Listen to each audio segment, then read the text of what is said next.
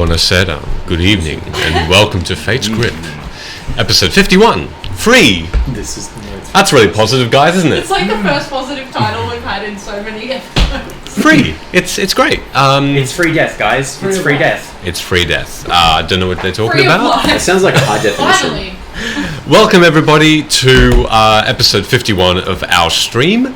Glad to have you here. Glad to have everyone here again. And first of all, welcome back, Barclays. Thank you very much. Hey, how's it going? Hello for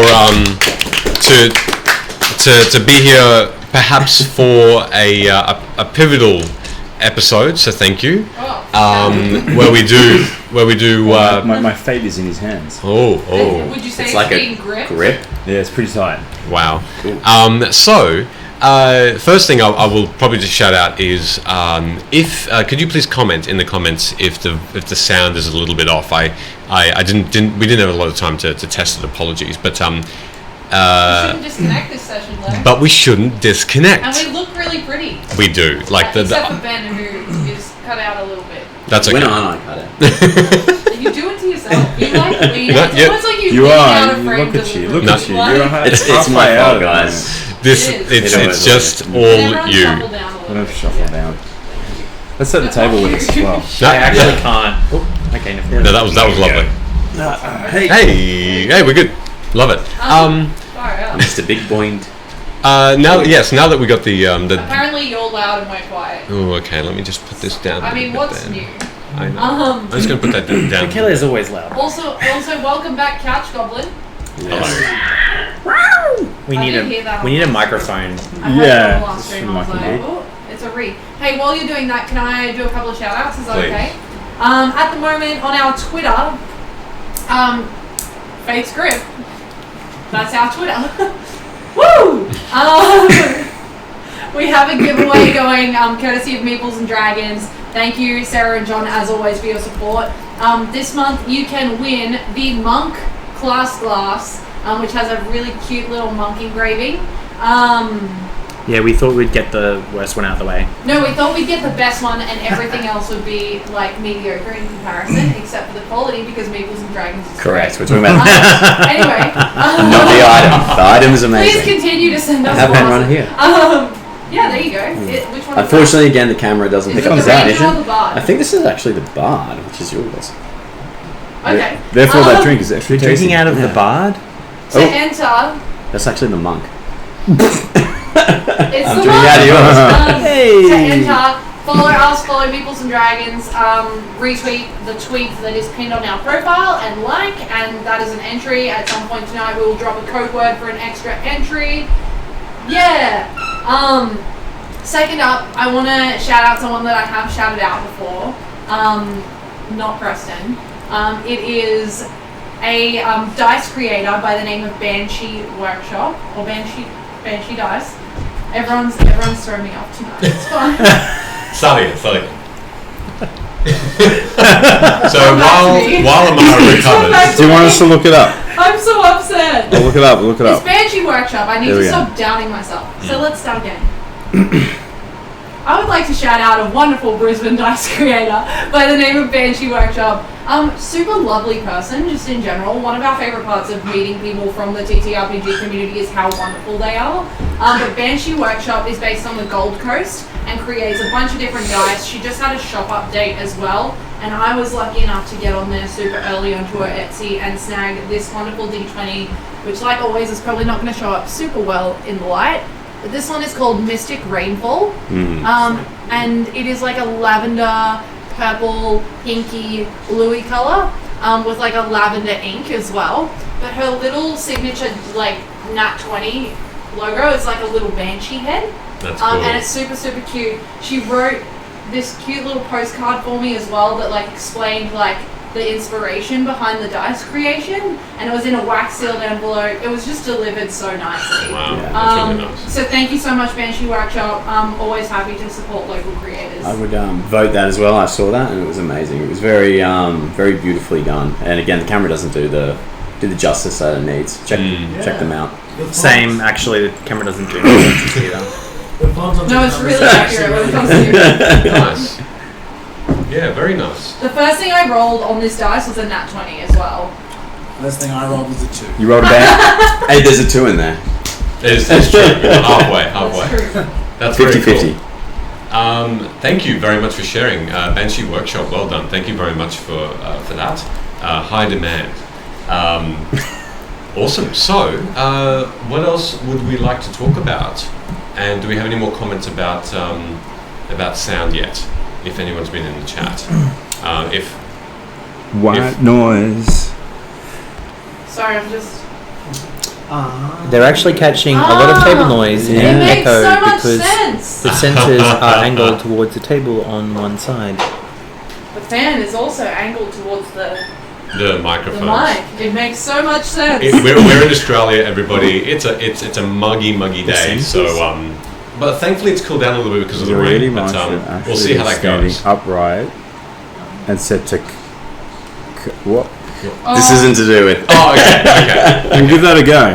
That's upright. It's really weird because the comment that we're getting, our Yeti mics, the feedback that we got from the user manual was that they should point towards us. That's okay. Give it a go. Anyway. Double check the comments while you're speaking and see how you go. Is it better? Sound test from you guys was good. So when it was pointing at you. Anyway, we're doing technical tests while we're on stream. We love that. It's it's just a set up and take down each week. It's fantastic. So because I'm not an audio technician, we appreciate your comments. Thank you very much for that and helping us get this right. I do have another shout out just before the stream came in, and that was to potentially someone that's potentially watching this evening for the first time that you did used to go to high school with, and you probably remember in high school that was what person starting with the letter A. You know who you are. That was about 14 years ago now, and you probably remember I did play D&D then, and look at me, haven't changed. What are you now? Running a D&D stream? I'm running a D&D stream as well, I guess, and really enjoying it. So I'm kind of glad, if I got one thing away from that high school experience, it was that. Nothing of learning. I didn't learn a thing, but just the enjoyment of it. Lovely. I do have a shout out from the community and VCDM. I want to shout out Michele for last week's episode. I still have goosebumps from his descriptions of that amazing battle airship scene. Oh wow! Thank you, MVCDM. Thank you. Important. Wow, that's really nice of you. I hope you enjoyed it and sounded like you did. So hopefully I can keep that up. It all depends on my son, interestingly enough. But and how my day goes, but I'm feeling good. So, anything else that we wanted to shout out before we recap? All right. No. Perfect. I did look around before you, Amara. That's okay. Let's get stuck into it then. So. We figured it out, guys. It's the fan that I had on the ground here. This loud fan that I hate with a passion. Right. Can we turn the other thing? Can we turn the other one back on? Can we turn it? Yeah. It's Hot now in here. Yeah, no, that's fine. Let's turn on some things again. Yep, that is no issue. We want to stay cool, and we are all cool. Whoa. What was that? That was lightning in the room. Do you want this top straight? I don't want to. Whatever you need. Just put it on low and just point it at you. That feels greedy. Some of it will come around. Come through you, and Some of it will. Yeah. Just don't. Just put your hand on someone and cast cool. Just need that air. Just keep your own element wind to yourself though. This time. Okay. Keep your own gas to keep yourself. commenting if that did make a difference. But That's going to go down. We do have to have some fan on, We do. unfortunately, otherwise We'll die. compromises are to be had. Hey, winter's on its way, guys. So it is on the way. We're going to recap, and we're going to go back from last session and explain a bit about what happened in episode 50, our 50th episode, which was, when it's nice and ready for me, which was Won or Lost. So, Sounds like victory music. We haven't won yet. We're about to. This is like to beef us up. Correct. Where am I? There we go. You all, with focus, drive, and determination, began to witness a push, a vengeful attack by the dwarves of the Mror Holds, led by Duke Roniant the Archmage, and witnessed the battle's beginnings against the drow responsible for the Red Death. And seeing the soldiers reply, you pushed forward, Gunner sending rocks crashing towards enemy catapults and crushing bone, Thorum charming a giant spider to aid your travels, Rook skewering drow with sharp arrow, a timely entrance by your old friend Barclays, with his airship above causing chaos to the forces, Amara protecting the party by battling a drow captain, and Molestra raining down lightning from up high. You were chased and stormed over roofs, being attacked along the way, and made it over the wall and up the hill and through the mystical barrier blocking your path. Inside this broken down cathedral, a servant of Duoblex, an archdevil of the 6th layer, confessed to overtaking the mind of the Matron Mother and would release her for a dragon prophecy that Duoblex could keep. With Osei's warning, you illusioned a fake in an attempt to trick him, but the ruse was discovered, and the ooze, this Oblex, as he calls himself, took no more time or effort to lash out in retaliation. So, with your battle maps up in Roll20, I'll need you all to roll initiative, please. Woo. Number one, Benji Workshop. Hey, team. Man, I don't have enough screens. Wow, that was a great roll for me. Yeah. That was a bad team. I'll get there in just a second. Find the app. Just find the browser on there. All good. Whether it would work well or not. We just need to see. We don't need to control anything on this. Yeah, but you know, sometimes the browser plugin and shit. Alright. You thought we were friends? You were wrong. Can I have That's good to go. rolls 25 to 20? What'd you get? I got a 21. 21 for Amara. Yeah, I never rolled good. 25 to 20? 25 to 20. You should do the thing. Do the thing? Yeah, you know how you have to do the thing where you hit the refresh? I do have to do the thing. 24. And there. Ooh, sexy.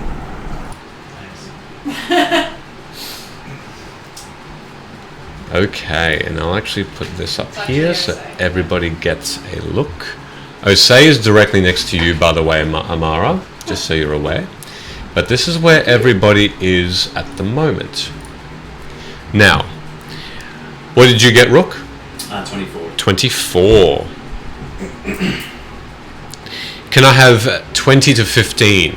Yup. Yes. What did you get? 18. 18. Nice. Thorum got a 13. And Gunner. 14. 14. Just winning out. Okay.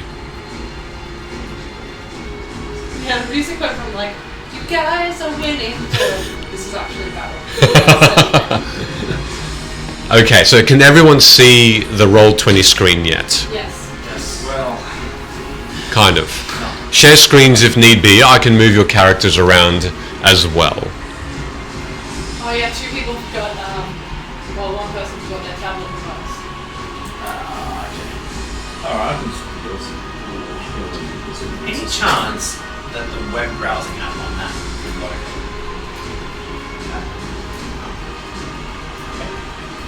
Apologies. We'll have to rejig this for next week. Go ahead and do web browsing. Yeah, No good, buddy. that's all right. Well, the first to go is in fact yourself, Rook. So when you're ready, you let me know. Can you see the map okay? I can see the map, yeah. Okay, sweet. Good. Okay. And again, with the comments, guys, if you can't hear anyone, let us know.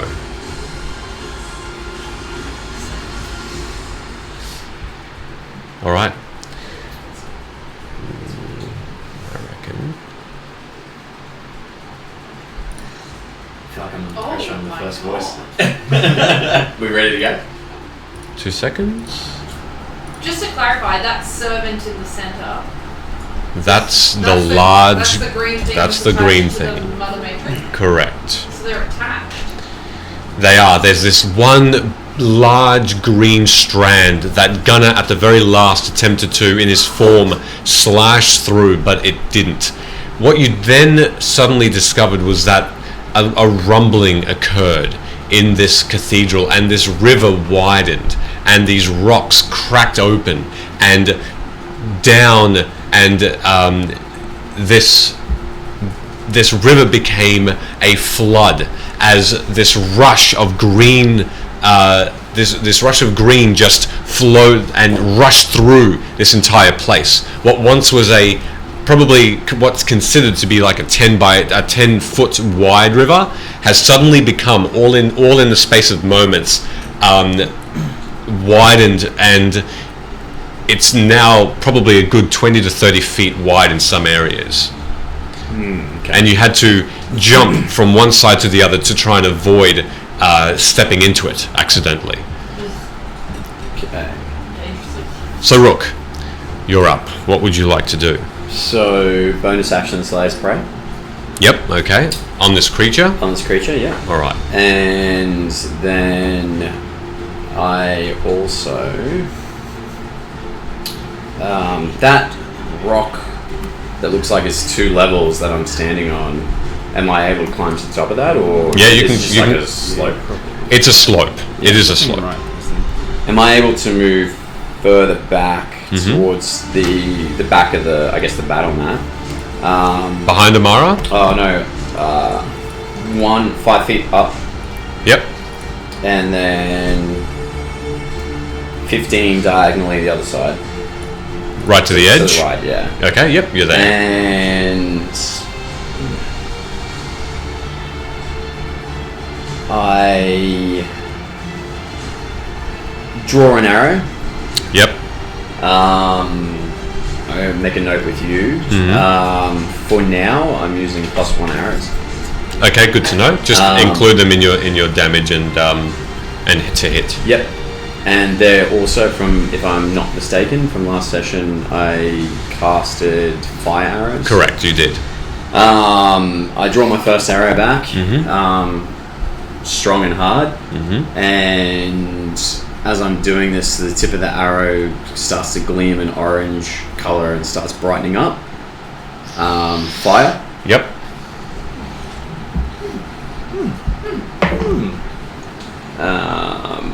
That is it's well above 20. It's about 30 something. Alright, it hits. So 1d8. Amara, you're up next. Just think about what you want to do. Yeah. Again, what they are. Do you want me to roll the fire damage separately, or it doesn't matter? Doesn't matter for this Doesn't matter? thing, no. So 10. That's only 1, 10, 11, and 7 is 18 damage. 18 points of damage. And Okay. some of that is fire damage. Absolutely. You watch as this one arrow just flies through the air, brightening up this darkened room apart from this slightly glowing river, and a different color emerges from your arrow, from your bow, and it hits this creature. It embeds itself, and you can see the fire still aflame within it. You can hear this gurgle coming from its whatever its maw or wherever its voice seems to come from, and this large eye just shifts back and forth, focusing on one person then another. You seem to have done some damage to it. Second shot. Mm-hmm. Can I talk? Yeah. Be quiet, DM. I'm need to say something. Molestia. Yes. Still have those fire spells. Now may be the time to use them. I shall. And I shoot another one, and I'm going to use sharpshooter this time, so it was a 5 to my hit. Correct. Which is a 21. That hits. 55 to hit. And I'm going to add a d10 to that damage. Good to know.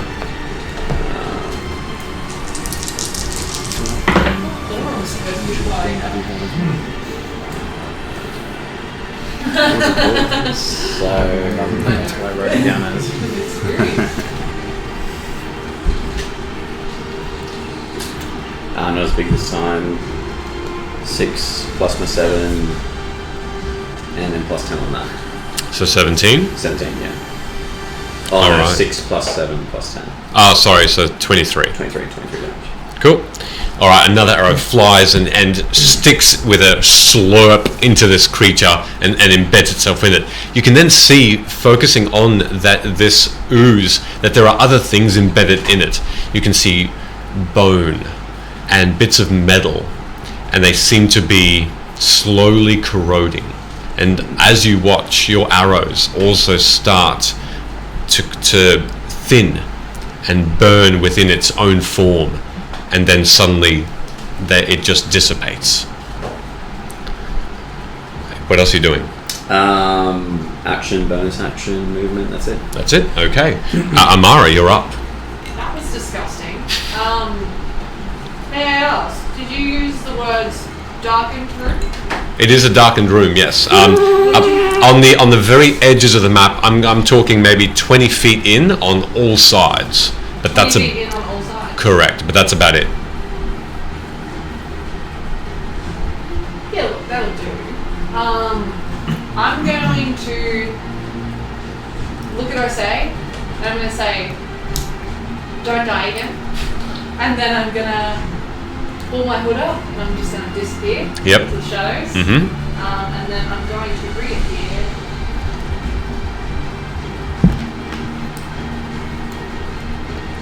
So I can only go to about here. Mm-hmm. Then I still have a movement speed. Yep. Oh. I can only get up next to Gunner. So I'm gonna get it. I'm gonna stay a little bit back actually. No, yeah. I'm gonna stay about here. And nope, I'm gonna stay next to the Matron because we're Alright. gonna attack something. Okay. This strand, from where I was, we saw Gunner try to attack it, right? And it kind of just looked like it ricocheted off. Correct. I'm going to try and also attack this strand specifically, Yep. not the Mother Matron if I can. You did watch as just before the battle commenced, it reattached itself to the back of this drow female as well. Just bear that in mind. Yeah. Take a strike. Yeah, I'm going to go directly for the tendril, I guess we'll call it. Sure. So I'll raise my quarterstaff above my head and just smack straight down. Okay. It's my second 18 tonight. 18 plus 9. That hits. Yeah. Didn't get any damage die out of my bag, so we'll just digitally roll that. And that is a 7 points of bludgeoning damage. Does anything happen? As you strike down and slam the staff, isn't it? Yeah, it's This- my +2 quarterstaff. There's the quarterstaff into it. You see it glow and slams into this green goo. But the moment that you do, you notice that this strand almost looks like it solidifies on impact, and your quarterstaff simply flies backward, and you almost have to hold onto it tighter to not let it go as it flies backward. And you look down, there doesn't seem to be any extra damage to it. No dent, no crack, nothing. Then I'm going to... Can I hold my second attack? until what do you want to hold it until? I want to hold it until something attacks me. Okay, good to know. If that's okay. Yep, no problem. All right, Amara, your turn is done. Barclays, this air elemental from nothing whirls around you, and it is right next to you. This large force that's buffeting your cloak, making you look even more majestic than you do. Coming back from the gin, what are you doing? Yeah. Okay. Coming back from the gym. Yeah, from the gym. I'm a bit swole right now. Forearms. Yeah, I know.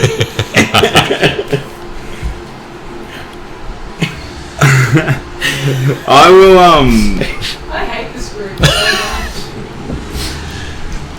I'll move over to. Is it a plinth or is it a pylon or is it just like a dais over to the left? Oh yeah, that little dude here. Yeah. So I'll move over that way. Yep. That particular square, or one up, or Yeah. So that was good. Actually, it should be. How far was that? I should that was get about 5, 10, 15, 20, 25. 25. I think I get two more. Two more squares. You do. Yep.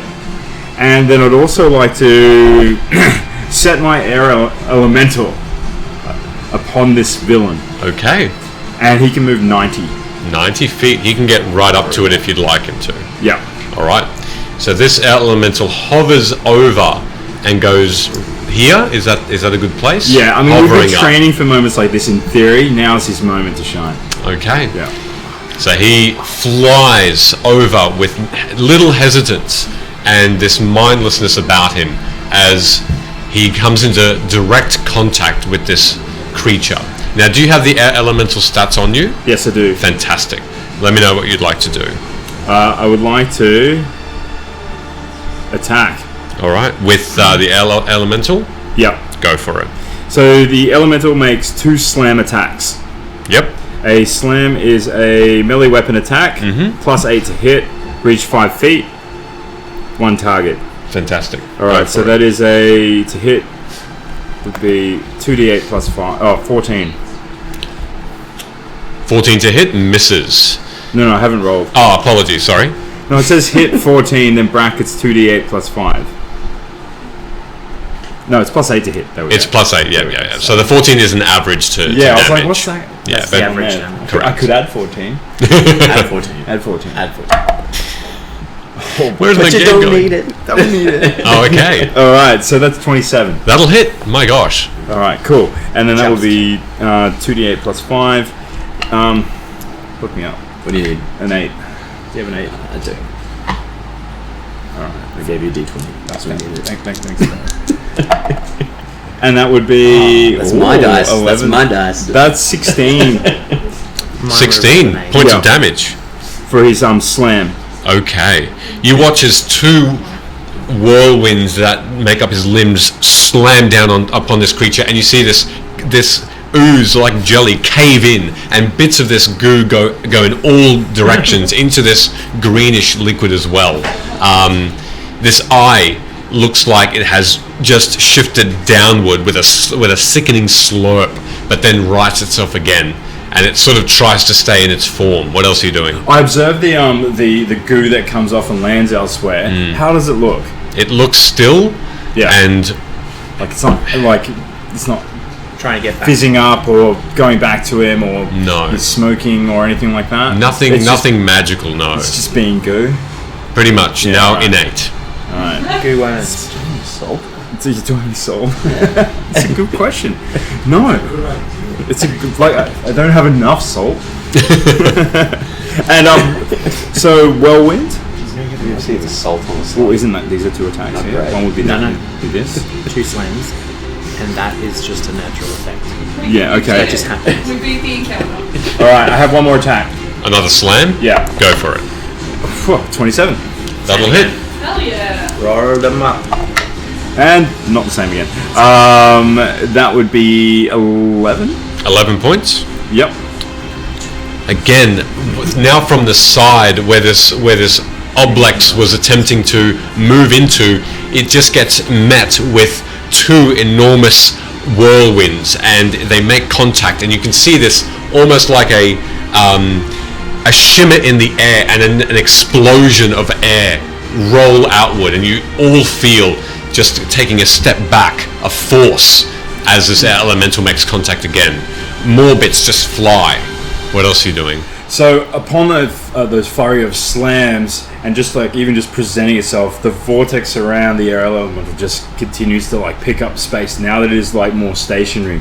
And so, would you call that like a natural ability, Whirlwind?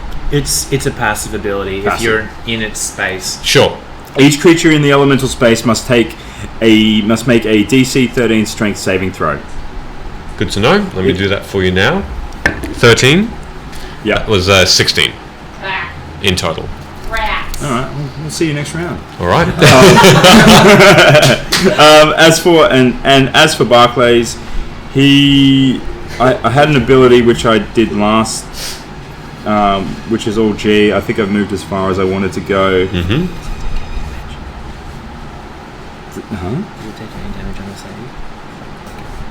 You felt like I did a successful save. Well, it's saved. On a fail, the target takes 15. You just watch Gunner and Barclays go,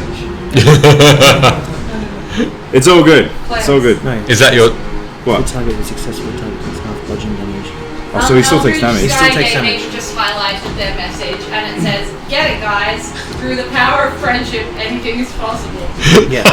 Well, It is true. through the power of this friendship, my friend, Yeah. It's not about the use; it's about the. you friends still that need to they roll want.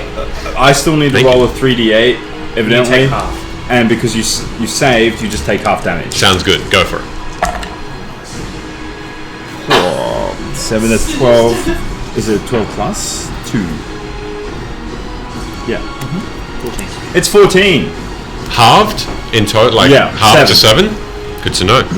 So if he had failed, he would have also been flying. So even with this creature staying in one place, you see that this wobble of just unintentional movement now starts to occur with this ooze, and it's just going in it seems to be not in control of its body for the most part, and then it rights itself again. More of this green ooze flies. Weirdly enough, the actual size of this creature doesn't seem to change. It seems to be the same size, even though these bits of goo go in all directions. Has his eye changed at all? No. Not bloodshot now? Nothing. No. All this just pure white with a glowing blue iris. It's one eye? One large eye. Does it have a brow? It does not have a brow. Unibrow. It looks like it's like pointed down now because he's angry. Oh, these eyebrows. He's surprised. He's surprised. He's like up here because he's surprised by that. There's an eyebrow obsession in this campaign. Apparently. I just wanted to see his reaction to like just being slammed twice and like blown a bit. Amazing. Look, next time it's going to happen. I promise. And that's my turn. That's your turn? Yeah, Sounds good. go. All right. We've got Gunner, you're up. Cool. So seeing the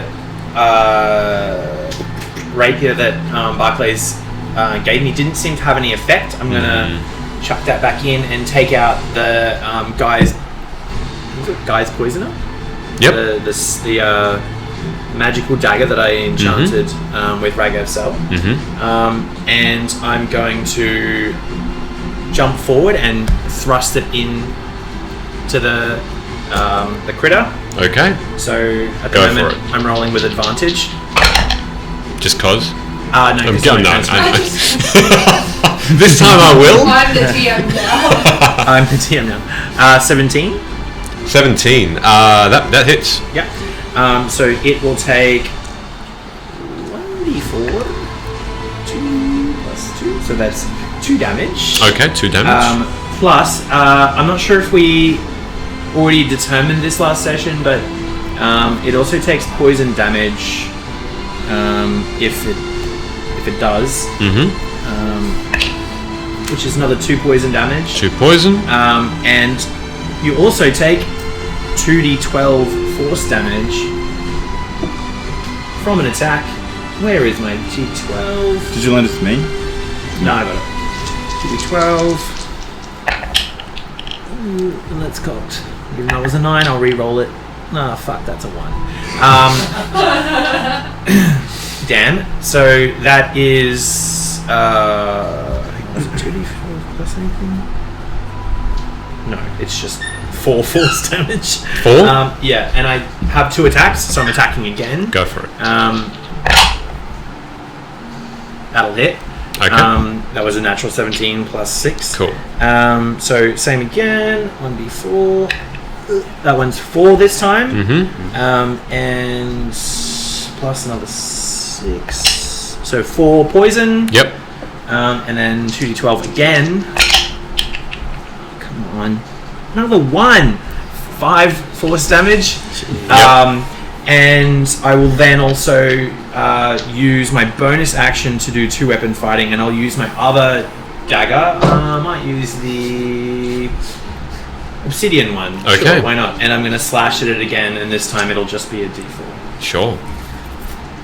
Plus 2d12. Yep. So that's another 3 slashing. Plus... Did you roll a hit with that one? Oh, sorry. No, I didn't. That's okay. I got confused. Yeah, it hits. So what was it 3? 3 slashing plus another fucking 1. Wow. 7 force damage. We traded dice tonight, guys. So what was the total? I don't know. Okay, I've taken all of them down.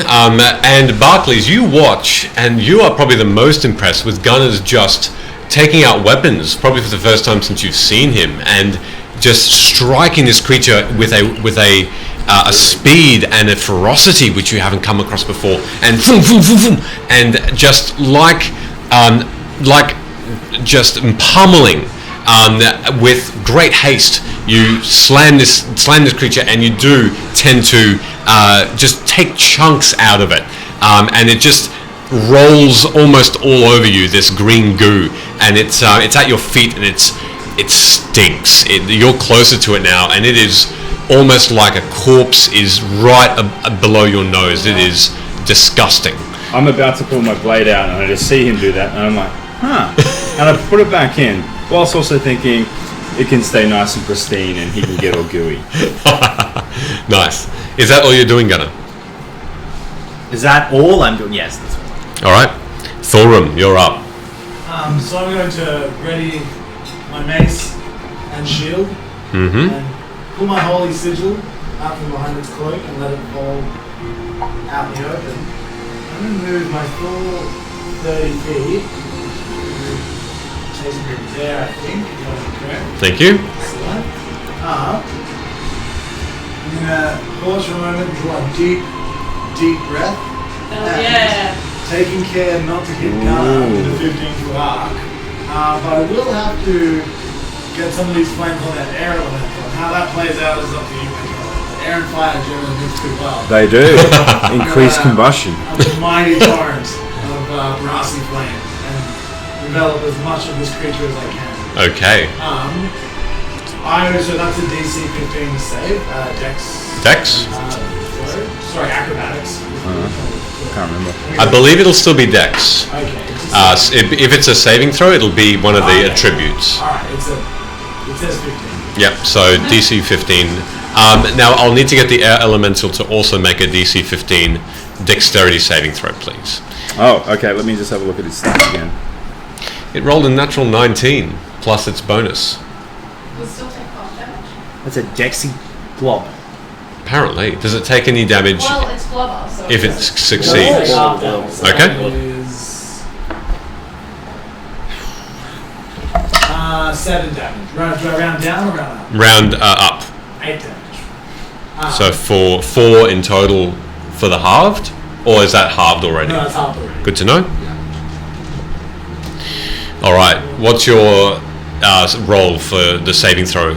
23. It'll be fine. So, however, still half damage, so it'll be 8.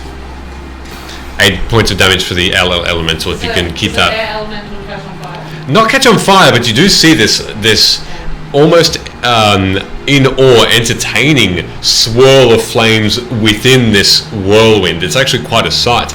And the goo, this Duoblex seems to take the brunt of this hit though, and you can see within it, like your flames from your arrows, Rook, hold for a moment and flicker. This thing looks like it's made of flame from the inside. It bursts out, and this eye catches a light as well, and you can see it just flailing around and suddenly it dissipates. But it seems to have made chunks out of it as well. What else are you doing? So that being an action, and not a magical action, just a dragonborn thing, I can still, I think, cast my spiritual weapon. Bonus action. Alrighty, let's bring that in. Won't be a second. No. I am. There it is. So, boom, right. It's gonna be very large. I'll just do that. It's not that actual size. Are you ready? And then. No, it's up there. Oh my god! All right. So I raise up my mace and I speak the words, summon my spiritual weapon. An exact corporeal duplicate erupts from it and shoots towards the ooze Oh wow. for a 23. To hit? To hit. It hits. Hell yeah.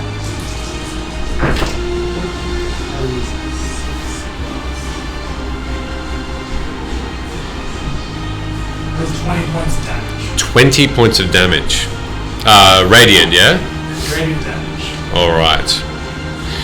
You see this thing, it seems distracted as it tries to almost look for a way between. It's now not focused on you all, it's focused on a way between you, as though it's trying to find an exit. But then suddenly, with a glowing bright light, this golden nimbus of a mace, the exact form of Thorum's golden mace, slams into it and almost folds it in half. But as it releases, this goo reforms and stays as it is. But a huge, another probably half a meter squared of cube just gets erupted from its form again. But somehow it stays the same size. It seems to, from the very bottom of its form, it seems to build up more and stay this large ooze. But it is certainly, it does look like it's been hit. What else are you doing? That's it, that's me for this turn. All right. Next up, we have this servant creature, and it is going to do a couple of things. Let's have a look. What's its movement is that? That's fine.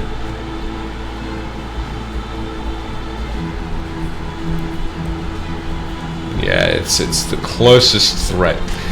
So it's going to move there. The air elemental will be able to take an attack of opportunity, one slam attack at it if you'd like, Yes, please. as it moves towards its closest adversary. Slambo. Okay, so what was that? Did it move forward? Yeah, it's right up. That was 21, Yep, that hits. Go on. and I need the 2d8s. I moved forward. Oh, do you move forward to it? I did, yeah. Apologies. Sorry, I didn't notice that. So that you would be there. Okay. Wouldn't that envelop me then? Would Gunnar have gotten hit by fire then? No, the cone would have still been fine. The way you directed it, Thorum. But that means, apologies, you don't get an attack of opportunity. I was like, Can it not envelop me? You mean the whirlwind or this thing? Yeah. You don't know what it can do yet. You don't know its abilities. Oh, I'm just saying, like, it could. Oh, yeah, never mind. It's not. It doesn't seem to be trying to get into your space. Okay, No, okay, no. right. Good point, though. Thank you. Interesting. But what it is going to do instead is so no face. Really? you can see this gurgle and you can hear this gurgle, and then from its form you see this just enormous pillar of green as it just comes over and in an arc tries to slam into you, and you're still in your thought form. Yeah, good to know. So it's going to do 2 slam attacks against you. The first one is an 18 to hit. Hits. The second one is a 20 to hit. Misses. Now, let me just do some rolling here. Slowly rolling. You doing there?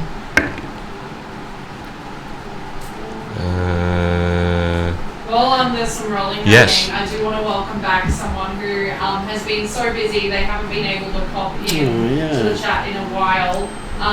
But they have also had their partner fly from New Zealand to be with them for some time, and it is Insidious Risk. Hello, Insidious Risk. Welcome. Thanks so much, and I hope the flight was safe as well. Excellent. That's good. Glad to have you here. This creature with 2 slam attacks does familiar harm to you. It does 20 points of bludgeoning damage with both strikes, but then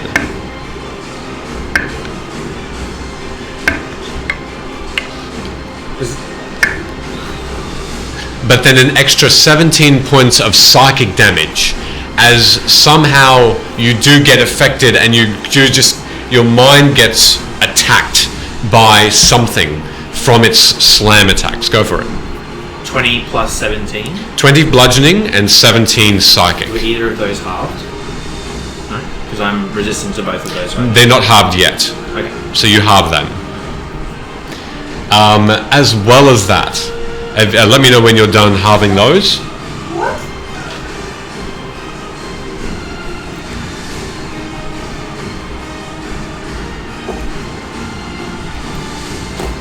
So 20 bludgeoning and 17 psychic, rounded up. So 18. Round it up to 18. So it's half of 18. Yeah, it's rounded up. Okay.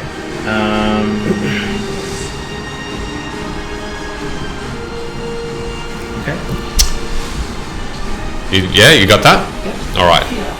As it does its second slam attack, this eye not just focuses on you, Gunner, but in your form you feel this invasion. Oh, I need to roll a saving throw, sorry. Oh, your concentration? Thank you. Yeah, you do that.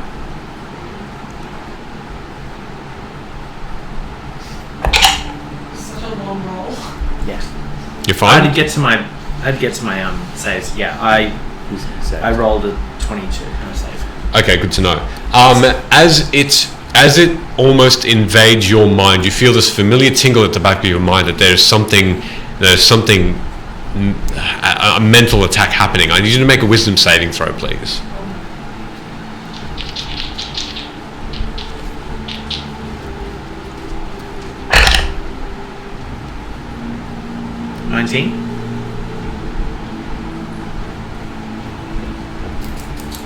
Might be a second. Okay. Yep, you seem to be fine. You managed to just shake off whatever attack was happening within you, and for a moment your vision wasn't here. It's like you were recalling memories of your time in the Mournland, and some fears of your capture started to emerge, but you suppressed them. That's its turn. Next up, we have Malestro, who darts over 5, 10, 15, 20, 25, 30. Actually, it's right next to Barclays. And as she sprints over to you, Barclays, she gives you a bit of a look with a knowing smile. And she whispers, "Perhaps we compare notes after this battle."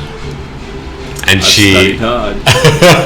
and she rolls her hands around, and within these hands a flame erupts, and she says, "Might as well go with the flow." And this stream of flame just darts towards this creature. It needs to make a dexterity saving throw. Which it'll take half damage for.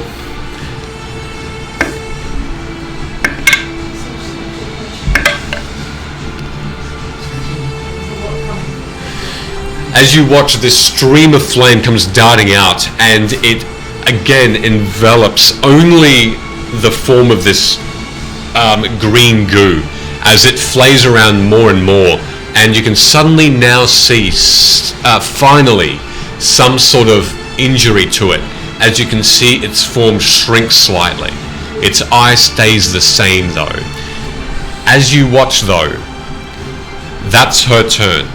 You now look over and the first signs of this Mother Matron doing something apart from twirling her finger in this small bowl that she has next to her finally comes to play as she stands.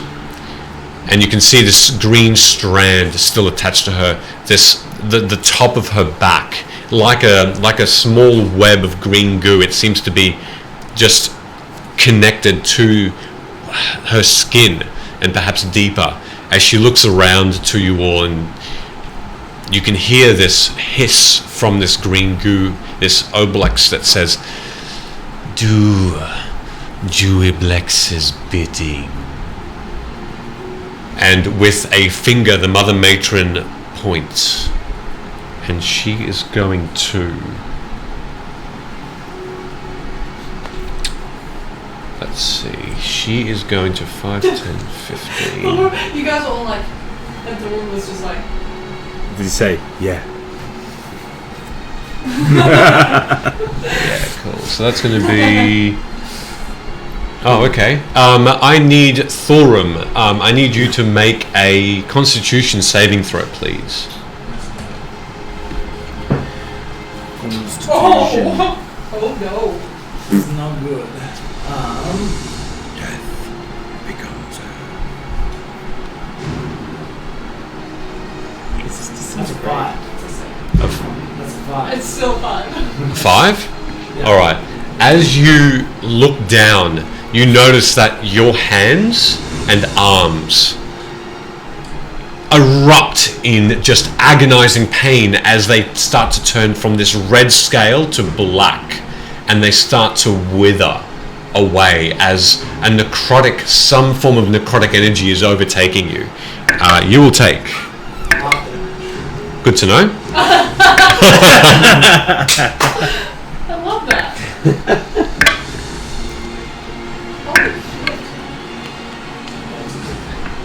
50 points of necrotic damage halved to 25. Jeez. Necrotic damage as your entire forearms and hands start to just, like dust, start to blow away, and you can see beneath the scales these open wounds. Here he's moneymakers. She is then going to move one step away. Actually, no, she's not, because Mara's right there. She's then going to turn, and she takes out what looks to be this blackened stick, and she just wails on you, Amara, with 2 attacks. I'll get to attack her as well. That's all right. Because of my held action. So this is going to be... Okay, so the first one's going to miss on a 13, I think. Yeah. The second one's a natural 20. Oh! So... Does a 14 happen to hit her? A 14? Yeah. It does not. No. What do you mean, the Queen of the Drow has a higher AC than 14? Honestly, I'm disappointed. I think you're cheating, Michele. Can I see her, Yeah, stat show block, us her please? stat block, please. Thank you. Post it in the chat. I will.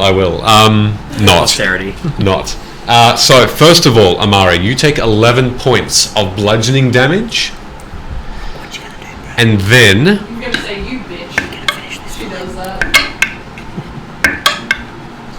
You're gonna finish this fight. And then 16 points of psychic damage as you I'm are... resistant to that. Okay, so half, so 8 points of psychic damage as you still reel back from this pain in the back of your mind. And then I also need you to make a wisdom saving throw.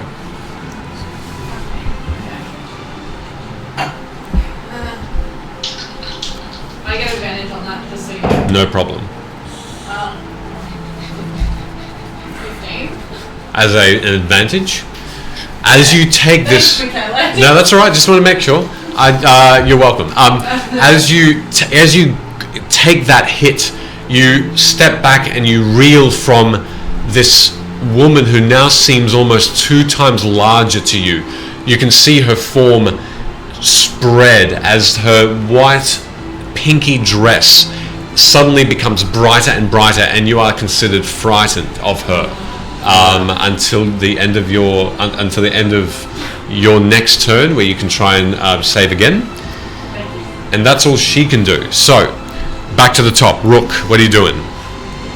I have a couple of questions. Please. This like blob, has it been shrinking yet, or is it still Only by the very last attack that Molestra did. Is it noticing the last 5 attacks and what's been bobbling around in it? Is its eye actually something I can target? Yes. Or is it? Yep, you can if you want to. You'll have disadvantage because you're targeting a particular portion of it if you do that.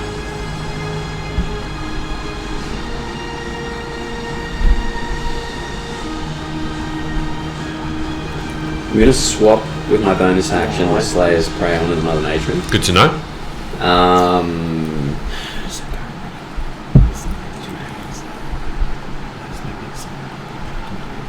And as an action, I am going to attack the blob on its eye. Okay, good to know. Actually prefers. Oh no. First attack. Well, I'd have to make a green. Go for it.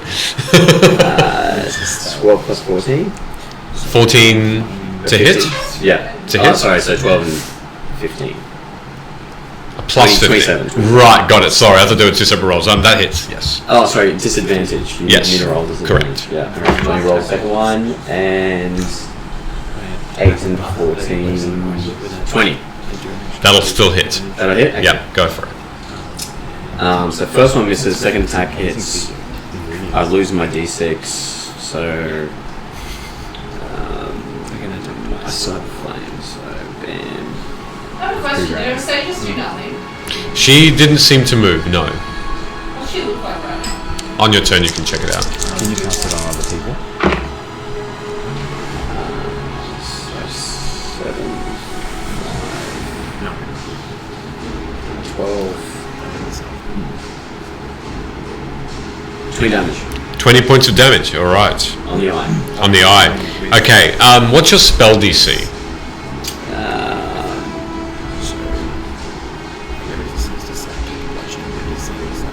Spell DC? Yep. 13. 13.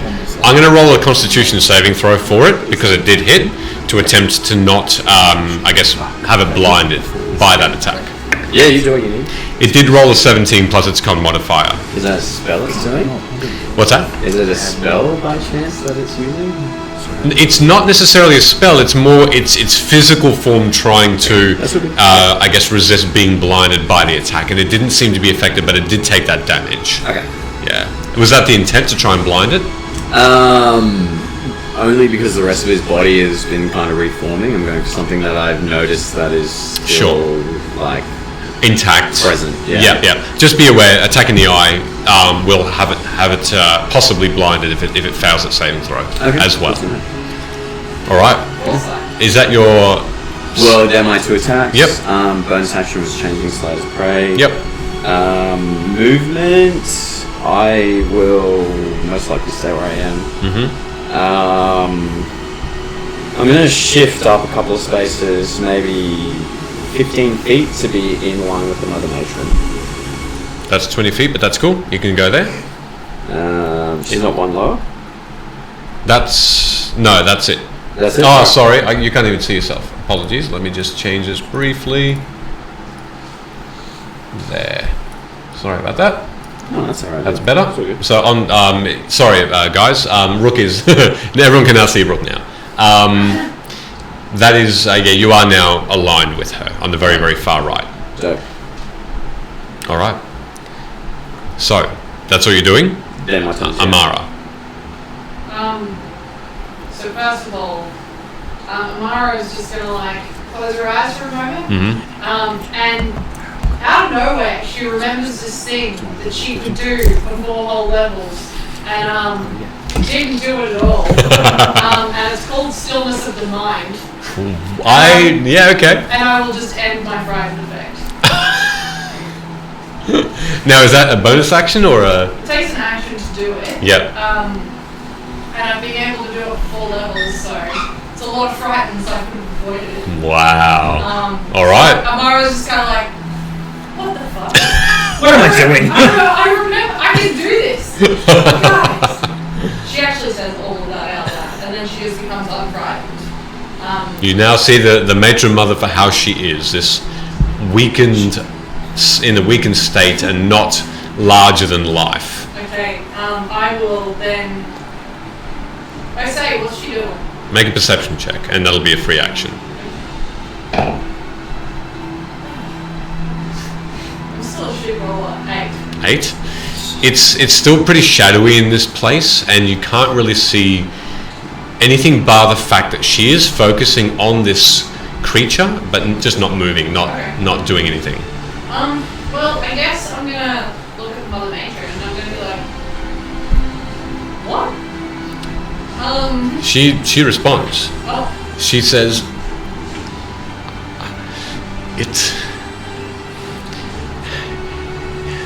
It's in my mind. I can't resist it. Duoblex, he is here. Free me, and I will help. Free me, how do I free you? but free me and then kill me. No, I'm not gonna kill you. How do I free you? Kill this creature. Kill it quickly. I cannot control it. Okay. I cannot control what it asks.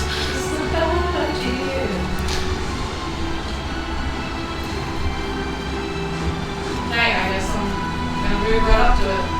Okay. And then I'm going to use my bonus action. I'll use a key point as well and flurry of blows. All right. Go for it. I will shoot. What's critical roll? Don't know. 8. My shoot of 12 does not hit. A 12 does not hit. Oh my god. Put that dice away. That's Don't tell us whose it is, just put it away. 3 different dice. Oh, Just so you okay. know. Alright, put you away. Pack up. It's worse. Super fun. All right. I'm just like, I'm gonna look over at the nomination in her mind and I'm gonna say, I tried. Alrighty. So, what else are you doing though, Amara? Anything else you can do? No, Alright, that's your turn. So, unfortunately, yes. next up, Barclays. Okay. Please. Oh, so you only just please. gifted 2 subs. Who did? One to Tyso and Co, and the other to Crayon TV. Crown TV, Hey. Tyso, welcome, and thank you so much, Lino. You're very, very nice. Someone would say tuna. I was going to say no way, but then pun. But thank you very, very much, and welcome, guys. Hope you enjoyed yourselves. All right, Who did that? Barclays, Slinor from Norway. Oh. Yeah, How's the study going? he's watching this, No, so I know, it's just funny. he's watching this, so clearly not well. Just subscribe as well. Oh, and Insidious, thank you. Thank you very, very I thought much. they were already subscribed. No, it's just it can be just a monthly rollover as well. Like it can just last a month. Oh, I So- swear to God, it was only like last week they did that. This is third on pro. Thank you so much, Insidious. Sorry, Barclays, what are you doing? Oh, good. Oh, good. Oh, good. He's subscribing. I'm looking at how subs work. Slamming All right, our friend. Air Elemental goes for two goes. So he's gonna do 2 slam attacks. So let's just make it like it's like. Okay, one in Like each that. side. Yeah, Yeah, exactly. Okay. Okay. So Get knocked out. That was my first ever CD. Not by choice. I didn't buy it. It was gifted to me. He drinks a whiskey drink. he drinks a lager drink. That would be 7. 12. A 12 doesn't hit. Apologies, no. Oh my gosh. Yeah, dude. That's a 1. That's not a 7, is it? It's not like a badly done. I mean, it can be oh, whatever the you want. 7's right next to it. All right.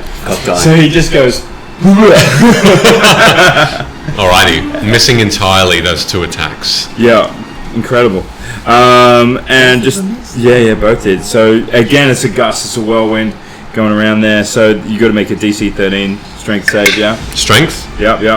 That will be a 15. Okay, alright, so you still take half, Good to know. which 3D. is 3d8. Oh, 3, yeah. Do you want one? Yes, please. 7 Oh. to... Not bad. Oh, that's a good roll. Actually, not that's bad. a fantastic... Ooh. 7... So, help me maths this.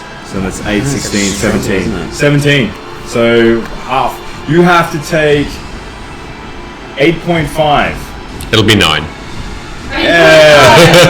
Round it up. Rounding up. Rounding up Alright. like a boss. Alright, and so Barclays is like, maybe I should try this. And then I'm going to do a... What is it called? There's a video in the way. Get out of the way, video. It is. Gusts of wind. Okay, go Yeah. for it. And so I'm going to position that in a way that is like, it's 60 foot long, Yep. 10 feet wide, Okay. and if successful, our gooey friend will be pushed 15 feet. So the direction is aiming this way, downwards. Correct. Just missing Thorum, Yep. but only about 5 foot away from knocking him into our wonderful green river. All right. So this tunnel of swirling might just erupts again from nothing with this slow pickup, and it's sort of, I'm assuming it's angled in a way that it's going upward, diagonal, and the end of it is just on him. Well, no, it's like it's a line of strong wind, 60 foot long and 10 foot wide, blasts from you in a direction you choose from the spell's duration. So it goes sort of through the air elemental. Yeah. Okay, good It's to know. like surgically placed between everybody. Yep, You know, cool. so that he's being pushed out the other side. Okay. It might actually knock Thorum's spiritual weapon a little bit. Maybe. Can wind blow that which is corporeal? No. There we go. Happy days. It'll be fine. I mean, Barclays knew that. So So what does it need to do? Yeah, and then you just need to make a strength saving throw or be pushed 15 feet away from you in that direction. 18. And I can't do a bardic on that, can I? No, I can't do a bardic on his save. No. That's alright, I just want to see what happened. All right. Is this swirling still in effect? Is it a concentration check? It is up to 1 minute. All right. So you've got I, that have held. to, I did have to consume a legume seed, Okay. Yep. For the purposes of this, which was tasty. Oh, I'm sure it was. I was like, my favorite. Yeah. The swirling, this whole place now is filled with almost hurricane winds, and you all seem to be unaffected though, being cast by your ally, and it's still in effect. So It goes for a minute. goes for a minute. Lovely. So you're keeping that up. Yeah. Next up, we've got Gunner. If that's all you're doing, Barclays. Yeah. What are you doing, Gunner? Rinse and repeat. Cool. I'll attack again with the guy's poisoner. I think that'll hit. So that's 22. Yep, that'll hit.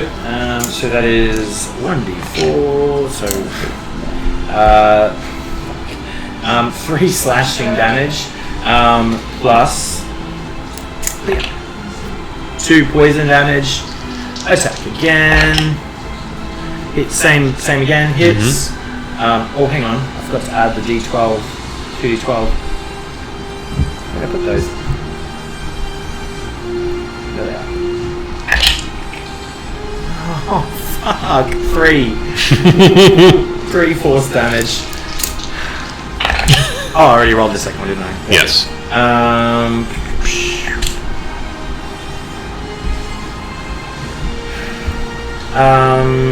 4 slashing, 4 poison, and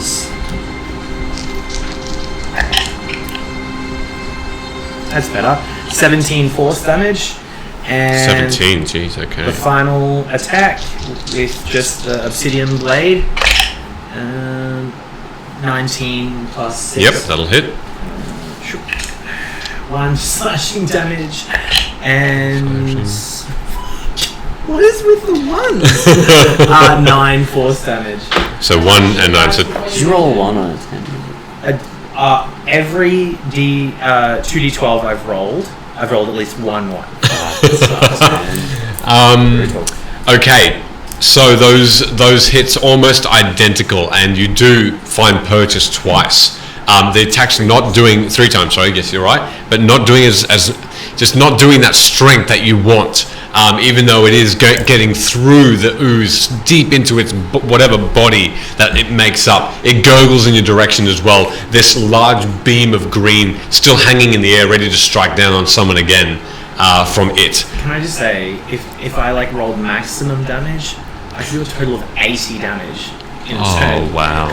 Yep. I'm not rolling well. Wow.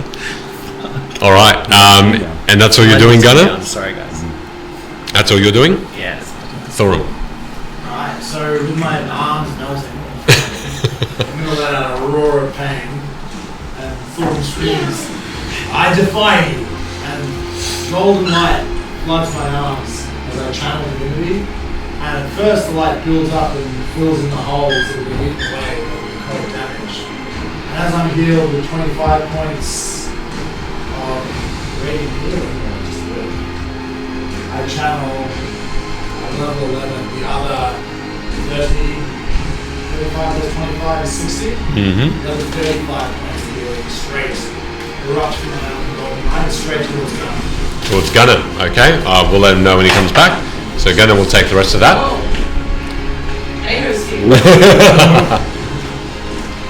Alright. And then, if that's an action, one spell, I'm going to use my spiritual weapon. Go for it. What's that? And that is a nat 20. Oh yeah! Mr. Kraken.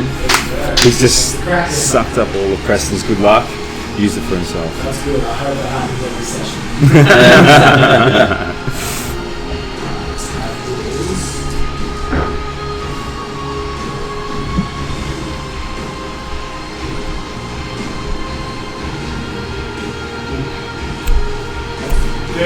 Points. 36 Operating points. damage. Wow. Alright. Describe your final move. Oh. I described it. The last echoes of as Thorum screams, "I defy you." The last golden light illuminates the cavern. The shadows that Mara has been taking advantage of settle back in. The spiritual weapon length its final blow. Alright. Can I just add one thing Yes. though? Like if it does kind of explode, I've still got my wind gust going, which is actually ending where you're standing. So no splody damage. Is what Which you're means looking it's, for, well, right? look, it's coming across this way. That's where it's Yeah. going. It's going through his ethereal weapon straight to where he's standing. So if gonna you splatter him. that's my point. So, it slams down on the creature, and to Barclays' correct assumption, immediately this green goo explodes into hundreds of pieces. The single eye almost drops as the rest of its body just flies like a paper in a gale, and it just shoots towards Thorum. And just make me a dexterity saving throw, Thorum. Oof. That is a 7. Okay. The majority of this greenish liquidy jelly is absolutely covering Thorum, almost to the point of him taking over the form of this evil creature of Duoblex, and he is covered in green slime. 35 points of healing back to you through Channel Divinity. Healing damage. From Thorum as well, as this creature explodes with the final blow from Thorum and his spiritual weapon.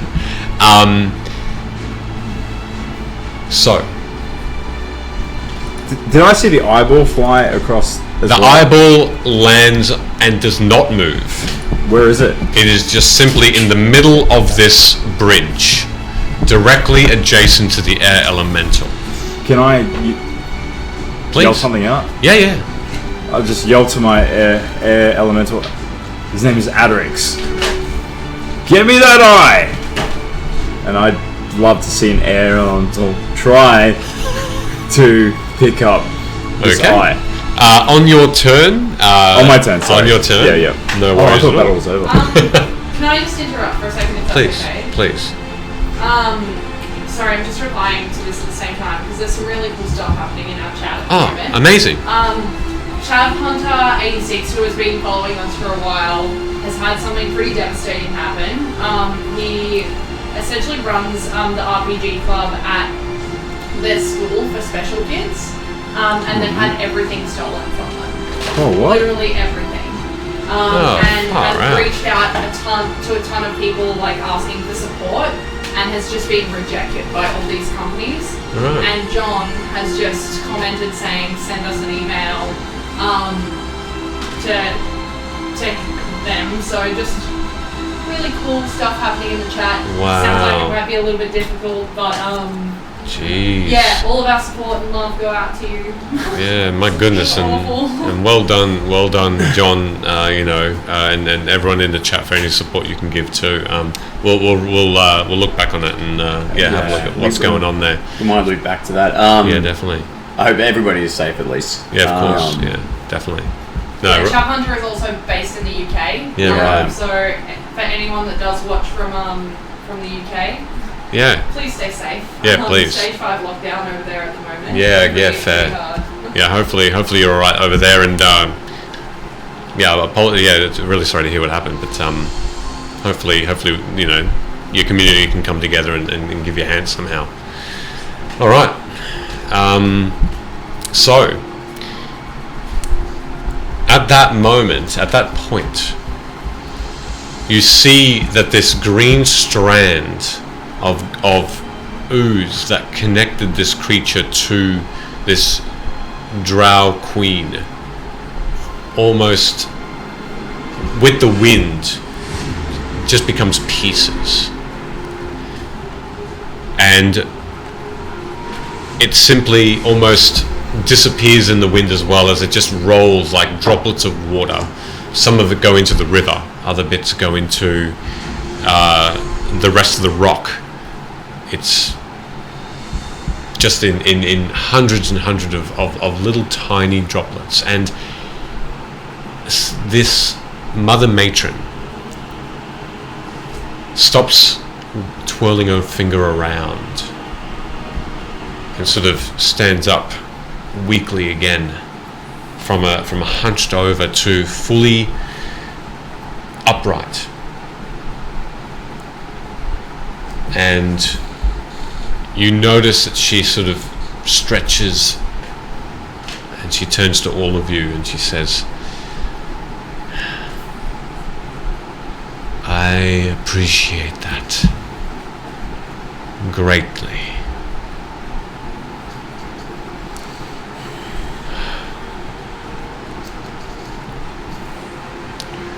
She then looks up to just above her, as though she's focusing on something.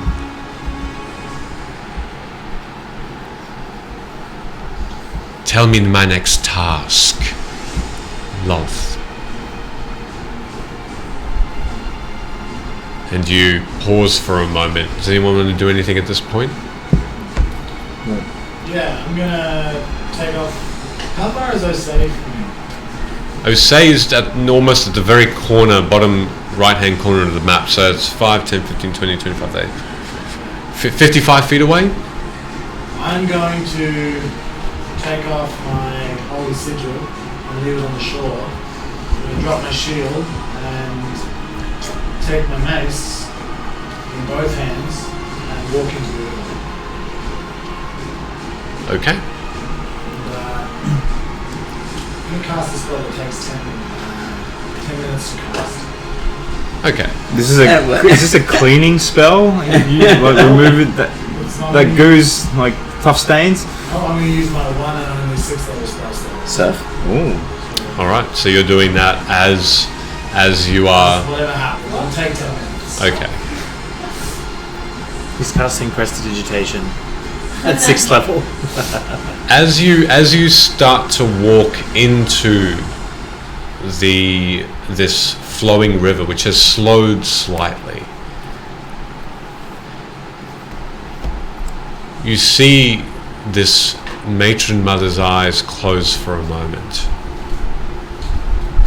and look down at the rest of you. Go for it. I would like to be moving closer to the Mother Matron.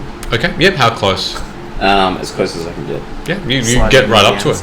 it. Yeah, you get within 5 feet. Alright. I've asked Adrix to pick up the eye. As you do command it, you do watch as this wind that gushes around its hands almost whirls even quicker, and so quickly that it seems as though its strength and its speed of this air elemental, it does lift this eye, this large, round, gooey organ. It's still, and it's dripping this clear liquid through and around the air elemental, but it does seem to lift it up with both hands. And I yell to it, to me. It slowly turns to be careful not to drop it, and glides slowly towards you, and it gets to you and holding it out, and it's considered a medium size eye, so it's the same size as you are. As me. No, my head, like Probably your head plus your upper body. it's way bigger than I thought it was. Wow, this is big up close as well. All right. So I'm just like kind of observe it. It's how does it look? I mean, it's an eye, but like, is it glazed over now? Like a glass eye. Glass eye, yeah. It seems like there's a sheen around it. Yeah. It's fleshy. Yeah. It definitely looks like it could be poked, and it's a squishy organ, and it's just seems like there is no life to it. Okay. My squishy I was like, organ. all right, now just put it down next to me. Gently, Yeah. it places it next to you, and you can see that it does. The weight of its own, the weight of it on itself seems to just squish it down slightly. It's almost oval shaped on the rock. I just said to my elemental, well done, my friend. All you receive in reply is almost a whooshing noise of, and you know this to be of approval. We don't have long conversations. Yeah. For that reason. I want to kind of be looking between the Matron Mother and Osei. Make another perception check for me.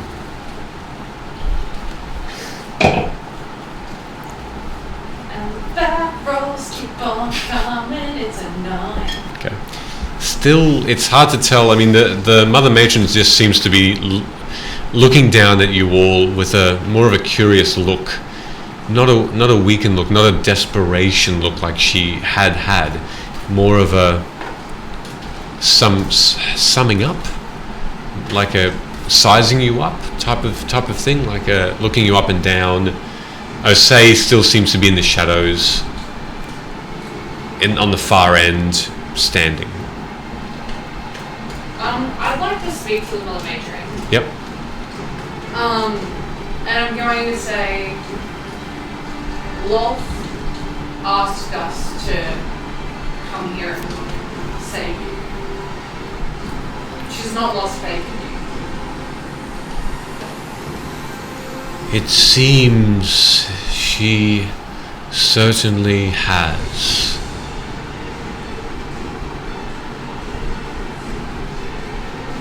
I have been tasked through your rescue of me to end you. This is Lolth's wish. Prove it. Do I hear that? Yes, and you haven't started your spell yet. You have just started to enter into this river as she speaks. Without looking back up at her, I'm going to call over my shoulder. Stay your hand, Mother Matron. There is a greater power and I will call on it now. Make a persuasion check.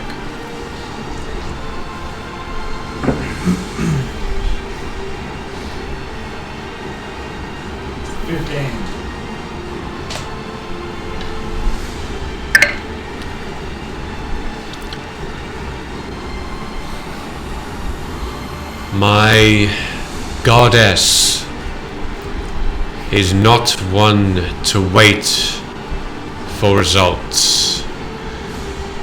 10 minutes. No more.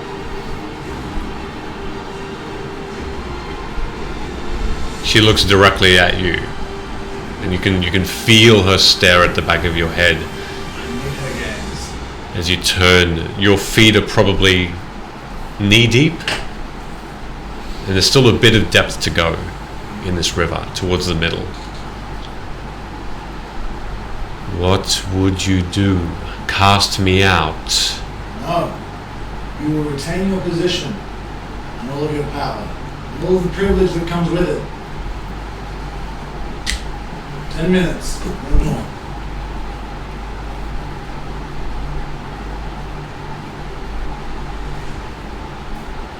When your 10 minutes that you request ends,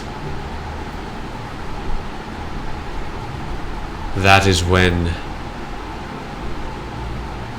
she will task me with this test. Can I roll insight on that? Go for it. Can I also ask for Wow, a it was a recap? natural 1 Okay. plus What, 7. Okay. You got a deep in your eye. Go for it. wasn't the deal that the Matron Mother doesn't die? The goddess Lolth did ask for you not to kill her, correct? That was all. Correct. Or not to have her die would be the correct wording. I'm 5 feet in front of her. I can hear all this conversation. You certainly can. No, my book. Can I ask for your favor? Her name was Start with a B? No. What was this?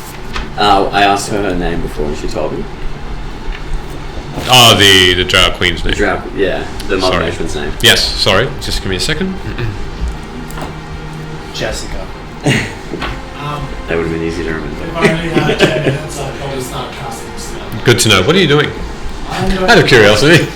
I'm going to cast Planar Ally. So I beseech another worldly entity for aid.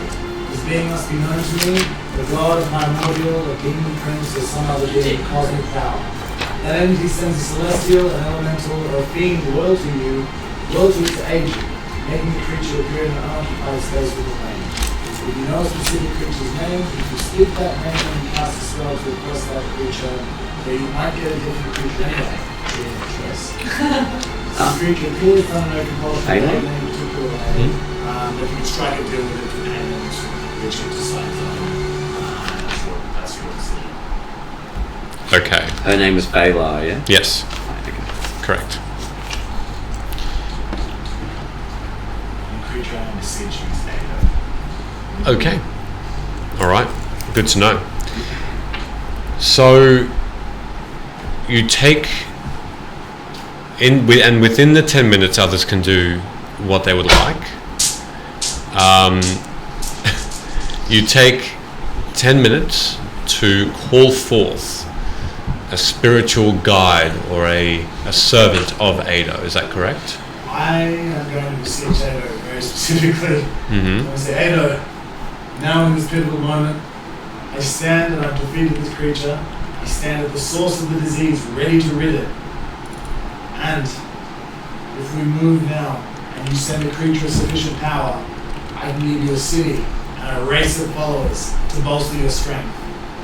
But you must send something powerful enough to defeat the god Lolth and to protect her servant, so she might rule in your stead.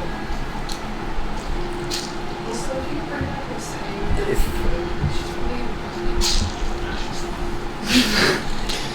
While that conversation is going on, Please. I speak to Fela Mm-hmm. and say, why wait for the mother? Why wait for Lolth's answer? Have you not been toyed by so many demons already? Why go to another one where you could join us? What would joining you achieve, human? Something more than Lolth has done. She's not here to save you. We are.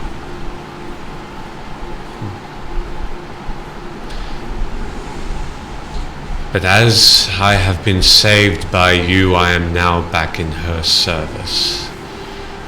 I am under her control. I am her thing. I live by You her say whim. this, and yet a greater demon had taken you, and now that has been done. What makes you think that we can't stop that either? Make a persuasion check. Did you touch this one? You're lucky. Which one did you touch? That one. It's on D20. Persuasion? Mm-hmm. 18 plus... Wait, my charisma's -1, so... Persuasion? Persuasion. 18 plus 3 is 21. Okay. She... Who's gonna roll in that 20? Let's have a look. Alright. She almost blinks several times as she looks to you, and the voice turns back from almost a commanding tone back into the familiar tone which you first greeted her with, which was weaker. And she says, even if I had will against her, I am bound to her. Her wish is my command, lest I simply turn into that which she despises, a mindless spider thing, destined to not rule, to be hunted by other drow, as other matron mothers who have disappointed her before me have come to be. Is this not her image? It is not. Do I recall her not becoming a larger spider creature when she got pissy at me? Is this up when you were talking to Lolth? Yeah, when I called her a witch. She didn't know. She simply became more imposing. There was no evidence of a dried form or anything that would otherwise make you think that there is a connection there. Make a religion check for me, Rook.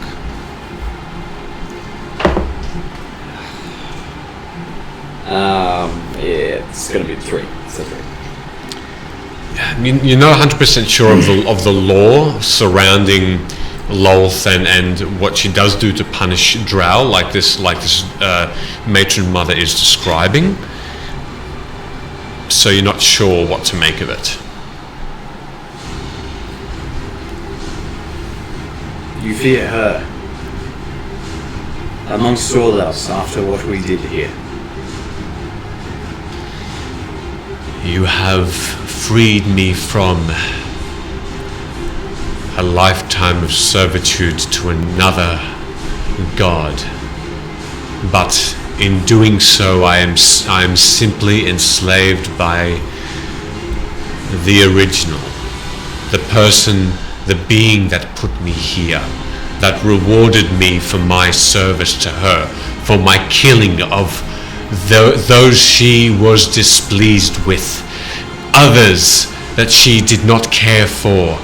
I am sitting on a throne in Tel Narkel because of her. I am both rewarded and punished. Human, I have no control. Well, first of all, his name's Rook. You could at least call him by his name. Second of all, your god sounds like a dick.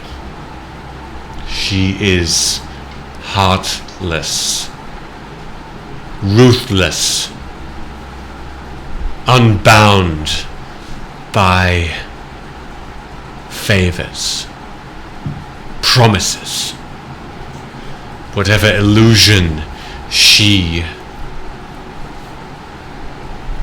spoke words to you with. It was just that. She hides it well. But you were fools to think that you had any say in her requests.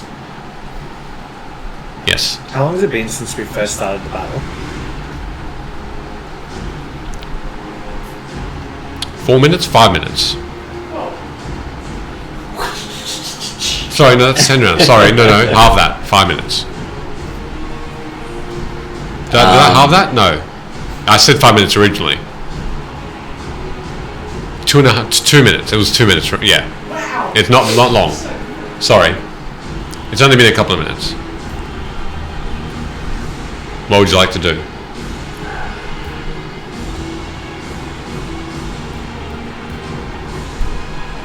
I'm going to make my way over to where Osei was standing in the shadows. Mm-hmm. I'm not going to say anything. I'm just going to approach her. Just keep an eye on her. Make sure she's not dead.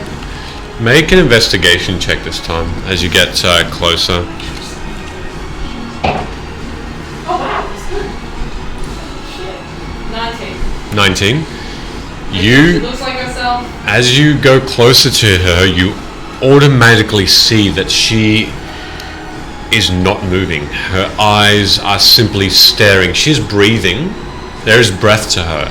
She's almost poised with both weapons to charge as well. She seems like she's leaning forward with this focus on her face. But she's still. I'm gonna But she's breathing. I'm gonna speak in her mind and just say, hello, you alright? I'm not. I cannot move. What is happening? I cannot see. What is occurring here? What do you mean? Have we won? What do you mean? I cannot move. I'm not sure what is going on. Am I still here? We're still here. Are you okay? We're fine. Still here. We won. Well, the matron wants to kill us now, though, because the Lolth wants us to die. So I'm a little concerned. Let me just talk to Ghana for a moment. You won't be able to respond to me for now. I'll come back to you. Hey, Ghana, I'm gonna say instead. Yes. So I say can't move. She also can't see. She's not sure what's going on. What did you say earlier about her not being okay? No, I said she's not okay. That would be funny if it wasn't now. I found it funny. I wasn't being funny. Oh right, I get it. Sorry, I thought you were making a joke. You don't think it's Osei? I'm getting weird vibes. It doesn't feel like Osei. I could be really wrong. It's not her body. What do you mean it's not her body? It's not her body. Looks like her body, right? Yada yada. She, apart from the former vampiric features, the glowing eyes, the fangs, this paler skin, it looks like her body. Who's wearing the bag body? Kinda. I don't think this is a great time, but also maybe we should check the bag. Can you just can you try and do it subtly though, so Matron doesn't think we're doing anything crazy? I can't right now because all my gear has transformed into my thought form. Does Grasso say that? No, I'm just telling you. You can't see the bag on me. But I knew that you were carrying it. Yes. Yeah, so I still say that to you. Just don't say anything back. I can't do that right now. Could you maybe change back? That's okay. Right now? Yeah, maybe. This is kind of important. I think we're about to fight someone.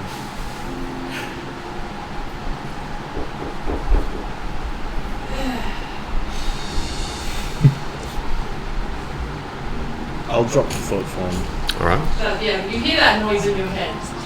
You drop Also, it. someone needs to dance, but Tyso and Co has not decided who. When you decide, Tyso, let us know. But thank you. Well, Rook has already come into play there, so that's basically it. Yeah, volunteer. Beautiful. Oh, done. Do that little chest Take one for dance the team. together. Did you like that? No, you missed it. Oh, you're doing the wave. I like it. I like it. Like, you need a Hawaiian shirt on your body. Oh, very Oh, nice. I feel like Barclays should dance since he's back. Nah, he doesn't have enough room in the middle. That's Yeah. fair. That's fair. You need Yeah. gracious space. You need Exactly. power slide Exactly. space. I'm all feet. Two left. You drop your thought form, and you are now Amazing. the halfling again. In your form. Sorry. So what would you like to do at that point? So I'm actually still glowing. Yeah. Not I'm not I don't Like- think so. made of light. No, keep talking. But I am kind of, it's almost like radiant flames coming off of my body. Okay. Yep. Yada yada yada. And I'm gonna shove my hand in that bag Oh and my god, be gentle, I say in your head. feel around. Do I feel Osei's body in there? You place your hand in the bag of holding, and you're familiar with the way to, I guess, find what you're looking for in such a enormous space and in such a small bag, and you simply in your mind call for it. Isn't it like, it'd be like sticking your hand into your garage? Essentially, yeah. Like- Which is and Yeah. that would be a good analogy. In your home, I feel like it was Stick- sticking his hand in a bowl of cornflakes. yeah. That were wet. But then correct. But then the in your analogy, everything is on the outside, and you can't really reach it unless you call for it. Oh, is that how it works? Yeah. Alright, great. And with that, nothing is in your grasp. I say his body does not appear.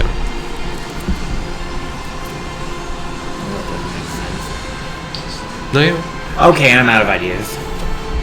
What do you mean? She's not in there. I'm gonna look down at the necklace, if that's okay. Mm-hmm. What's it doing right now? Why are you trying to do I wasn't even putting my hand up. The chat telling me I can poke the earth from the rope. That's what that was. That's amazing. Yes. Amazing. What are you doing? Sorry. I want to look down at the necklace. Mhm. It was glowing last time I saw it. Is it doing anything? Looking down, there is a slight glow to it. I'm just gonna. I'll come back to you in a moment. I'm just gonna speak to Osei in her mind because she can respond to that. And then I'm gonna go back to Osei and say, okay. It's really weird for me to say to you, and it's kind of upsetting, and I don't really want to say it, but you kept your body,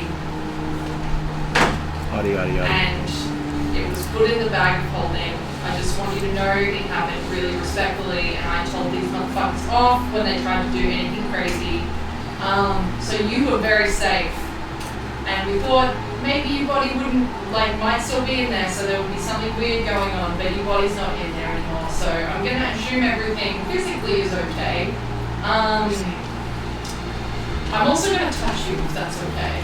That's if that will help, of course. And I'm gonna take off the necklace and I'm gonna put it on her. Okay. See if that does anything. It glows brighter as you also touch her. You feel a warmth in her arm. You almost see in her eyes this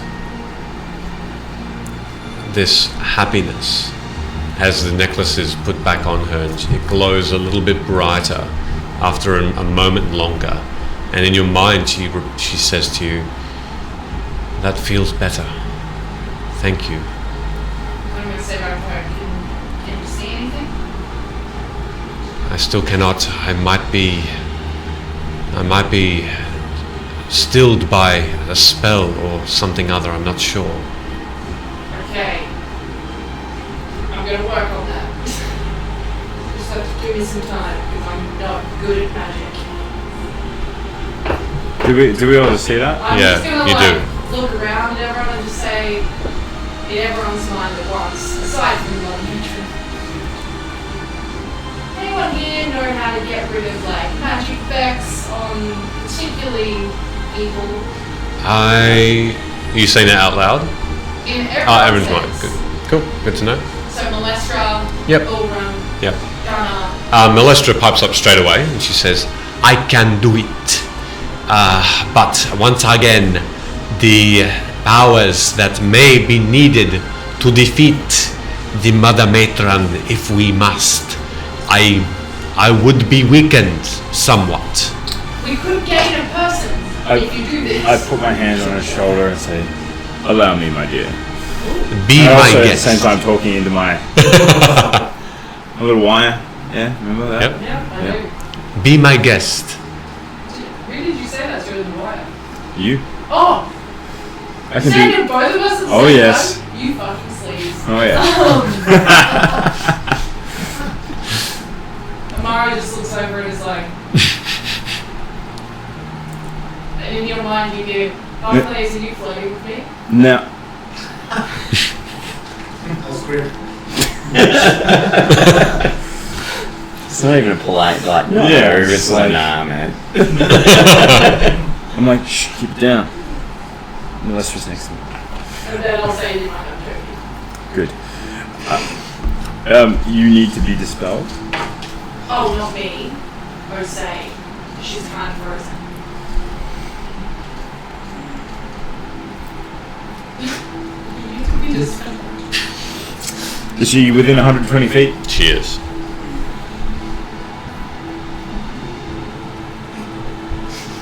I've never like used this at a high level. Do you want to read that? Yeah, Do choose you want me one. to continue my conversation with Please. on the Matron? I was just gonna go. Poof. Dispel magic. Yeah. Okay. While you do that, Rook.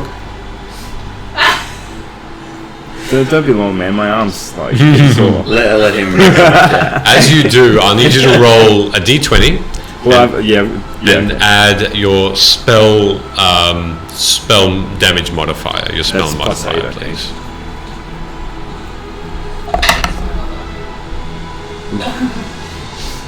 Wait, I can use my bardic as well.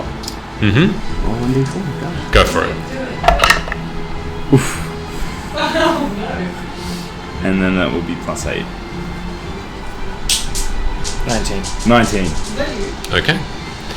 So as you hold your hand out, suddenly next to you, Amara Osei slumps to the ground, and you feel the effect take place of some sort of transmutation magic suddenly being. Just make a dexterity check for me. As this transmutation magic seems to have been dissipated and disappeared from whatever effect it had on Osei. What'd you get? It was really good. It was an 8. Okay. You barely catch her, just in time before she hit the ground, and she is caught. Go, Rook. You're welcome. So you're saved from one slave master to die for the next. That is the destiny of our race. Is it though? We saved you from one master. If you go to a weaker one, can you not trust in us, the Dragonborn, the Kalashna, the Verdun, Actually, Rook, it's Kalashta. and our friend here? Mere mortals. You say this, but Lolth sent us to save you. As Yet was, you go back to her grip. as was her wish. And what of your wish? What of your resilience? You've stopped one greater demon once, when I asked for your resolve to remember your renown. And you broke his spirit for a moment. Why continue on this endeavor? To die. There's an army in this place right now, taking hold as we speak. It's taking purchase further ground. What You may defeat us here, but you're just gonna die later. What army are you speaking of? Army of dwarves, the ones that you took this place from. They're behind us. Attacking my people. The ones... Yes. The ones that have been manipulated. Through Lolth. Through you. This could be stopped. Your people, they may be saved. If you make the right action. Your people, we die here, they die too.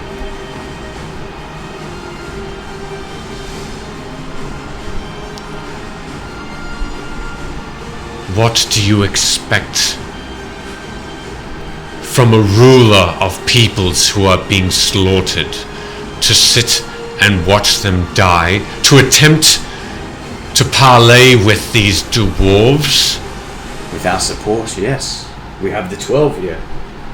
Another of the 12th leads this army. Malestra. And I turn to look at her. She's over here. I'm gonna steal a line. What say you? What? You have to say that across the cabin. Go, Costa. Malestra looks towards Thorum, who is in the middle of casting this spell, and looks to Amara, looking down at Osei, who is recovering from whatever spell affected her. Looks towards Barclays and this air elemental. And looks towards you, Rook, and simply says, "We leave them, and they will come back. The Drow will never surrender. The Drow peoples are vengeful. Leave her here,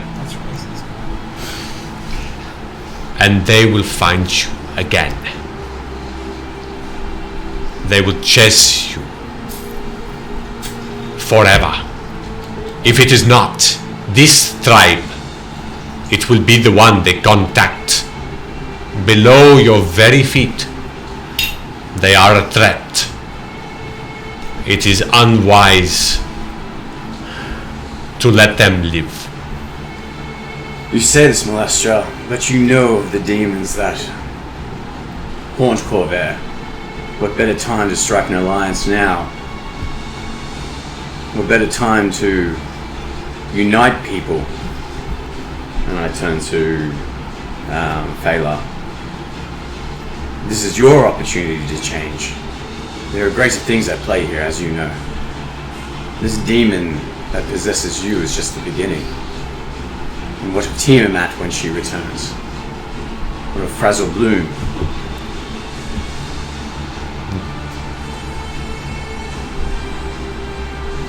It wouldn't matter if Lolth steps aside, steps in front. We're all doomed. The drow once again, Matron Mother, looks towards Malestra, a sneer in her eyes and face. Looks back to you. You are saying that there are other gods at play here that are destined to destroy us. And you think by allying with each other, again, mortals, that we stand a chance anyway? I looked at Thorum. Has this not happened before with your god? When the people have united? I will bring it back. If I don't think I can respond without being brilliant. You can respond. And it won't break the spell. All going well, you're asking yourself in one. Or someone who speaks for them. Continue speaking.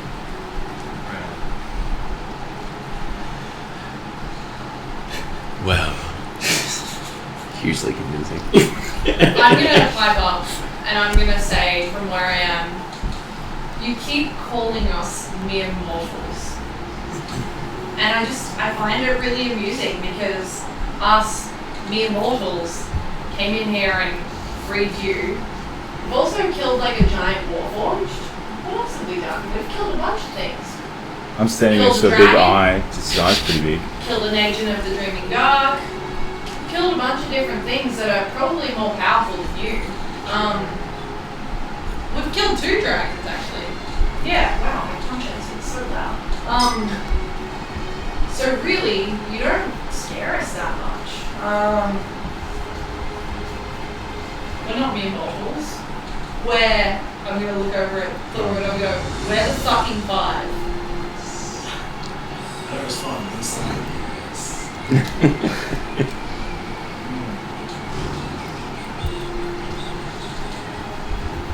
Okay. Anyone want to do anything else or say anything else at this particular moment? After Amara speaks up. Amara stands correct. Everything that we've been faced with calls themselves gods, Actually bobbing right now. or greater than them, and yet here we stand. All of them defeated. Then may it be your doom. And this Matron Mother simply levitates up.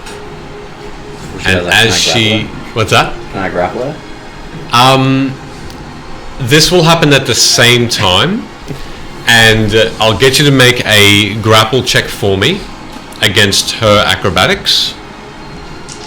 This is happening at the same time as what she's going to do next. Like, is this a grapple with good faith? Now I'm going in. Oh, you're like... She's broken me. No. So, I can't let you. 23. As you grab, what are you trying to grapple? Her waist, her stomach, her legs as she I'm rises. going in for like a union tackle and stuff.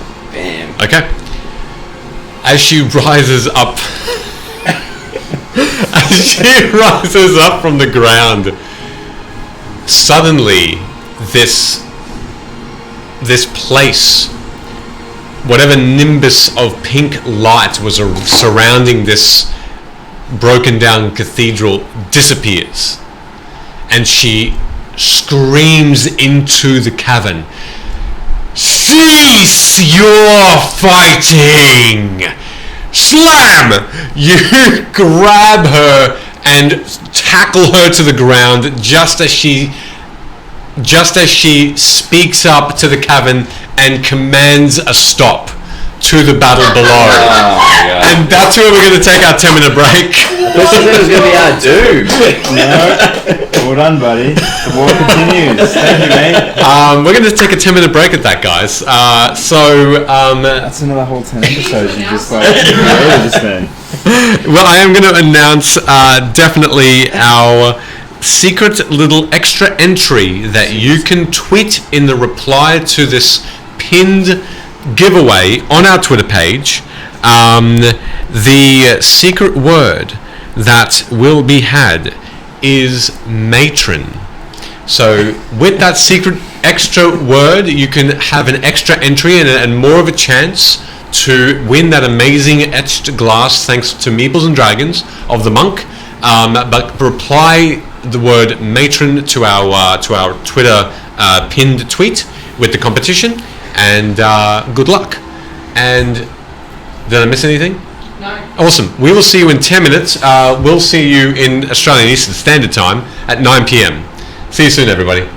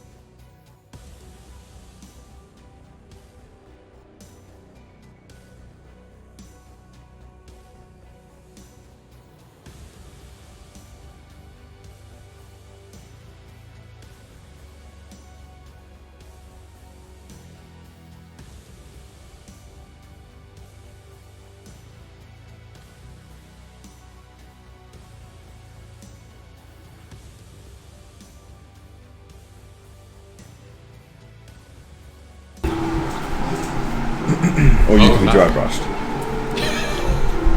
Would you like my baguette? Spaghetti! It's the wrong way around. Spaghetti. Thanks everyone for sticking around. I do have a drink now. I did take a drink in honour of that take a drink request. So thank you. So let's get straight back into it, if that's okay with everybody. Everyone can see now the details of the giveaway. It's part of the rolling, amazing video of the characters as well. So check out the details and check out the glass. The glass it's in full glory for about 5 seconds and then it switches. Yeah, it's literally. So loud. Sorry. That was so rude. It's literally exactly 5 seconds, just so you know. There we go, good to know. Alright. So, as we left off, the Matron Mother, Queen of Tel Narkel, suddenly is destroyed by Rook and Rook is on top of her, slamming her into the ground as she tries to levitate after she announces throughout the entire cabin around her in a booming voice to end the battle, to cease the hostilities. And as that protection around the cathedral waned, you did hear immediately the sounds of fighting, the yelling, the screaming, the clashing of metal on metal. There still seems to be a cacophony of violence that's occurring, but as that enormous voice bellowed through this place, this city, suddenly, almost immediately, there was sounds of shouting from the distance in a language you all don't understand, but also one in Dwarven. Who understands Dwarven? Do I want to understand Useless. That's what's up being to you. said? Up to you. Is it's being shouted, is it? Yes. Is there a lot of shouting or just like a couple of Lots words? shouting coming from a distance away where you saw the battle take place. Well, given our situation, I will look to comprehend this language. Good to know. Okay, sorry, you don't have to go, but you remember as a unique part of my backstory, I do actually understand water. Yes, you do. Yes. Yep. There you go. Good to know. Thanks, Preston. I'm like quietly from my view, like, Wow, imagine forgetting something that's like a part of Who you character are. sheet, especially for like 4 levels. It's Lol. so good. Amazing. Good. No. Good over here. never happens. So, do you want to comprehend the language, Barclays? Sure. Alright. My language. So you listen and you take a moment to almost shake your head and you suddenly understand they are actually saying, put down your weapons. Hold. Do not attack. Look at them. They are running. Do not pursue. Slaughter them now. Things like that. And then you suddenly pick up on that as well, Thorin. And you're hearing the sounds of the putting down of weapons, the mumbling of crowds, the groaning of the injured. Yes. Has it been 10 minutes since we started the original fight? Yes, it has now. I read your message.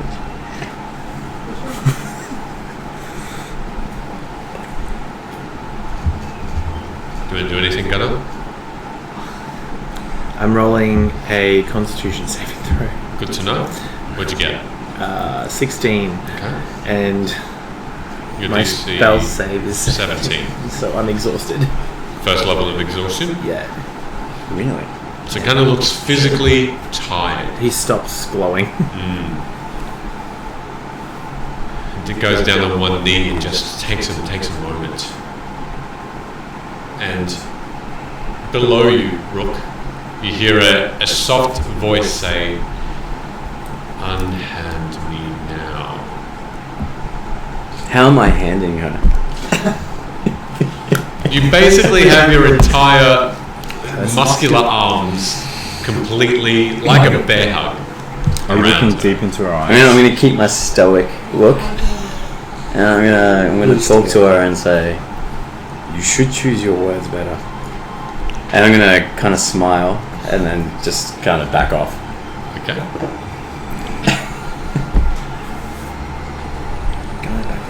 as she stands with you. I help her up. She absolutely does not accept your help. Guts you. She stands up on her own accord, does not levitate any further. Like that. I only wished, with your unusual words, to end what is happening here, the slaughter of both peoples. This will come back, and it will be an unpleasant end. Rook. Your little faith is enough. You say unusual words. I hope they can be pleasant at a later time. When we show you, this is the real path to take. As you say that, at the same time, Thorum, in your mind, you suddenly, as you have your circle ready, your spell ready to bring forth whatever being is requested of you. What spell specifically were you casting? I'm not ally. 6 hours Alright, She doesn't have any components. correct. You hear this whisper in your ear as though someone is right close to you. In Draconic, they speak deeply, but you don't see any form yet, as it simply says, "What is your bargain?" I offer you a city, embrace the ground, to worship Ado, and to bolster his power, and all other gods fail. The opportunity to slight Lolth, who stands for everything we oppose, and all you have to do is protect this creature, the Mother Matron, and a gesture towards her. Give her the freedom to rule her and to rule her people, and protect, and a gesture to say, this creature, who in an act of tribute to Ado, who stands for life, we have returned from the dead.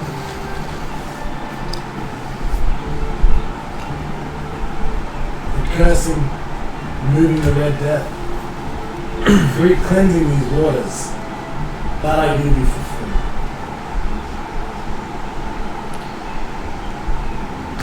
And I turn to the Mother Matron and say, you are concerned because we are mortals, and I offer you the power of an immortal, all the power of a god.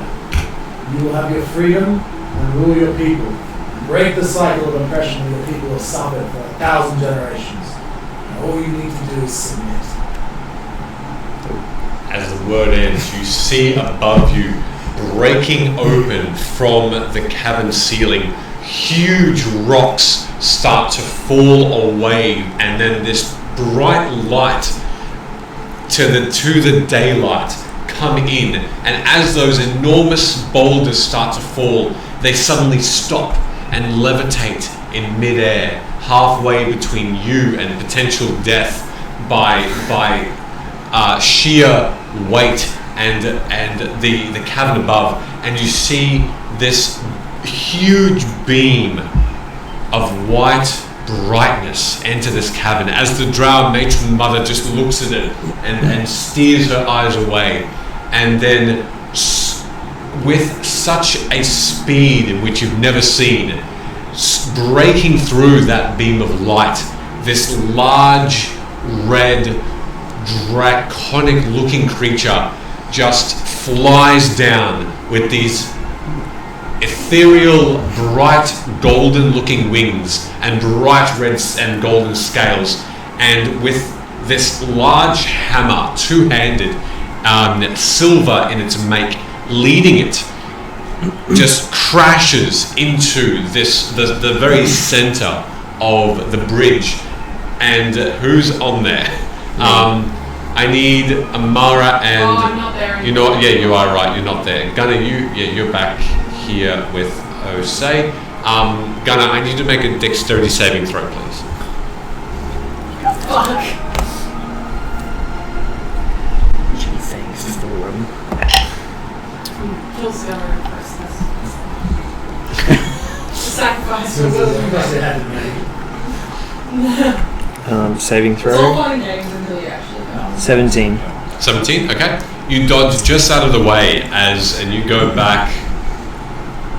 You'll need to go back 10 feet to avoid this large angelic being that just lands heavily and just sends rock and rubble flying in all directions with a huge crash into this river and stops, and with a pose that is kneeling with both of his large hands on the top of the hilt, the actual hammer embedding itself into the ground, head down, these enormous wings of light just on either side of it, and then silence as the crashing and the dust becomes still again, and only in your mind, Thorum, it asks,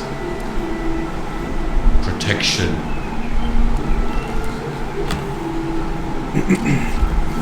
That is your bargain. In exchange for the city, the loyalty, and I say this loudly, and the loyalty and worship of the drow. Look at them.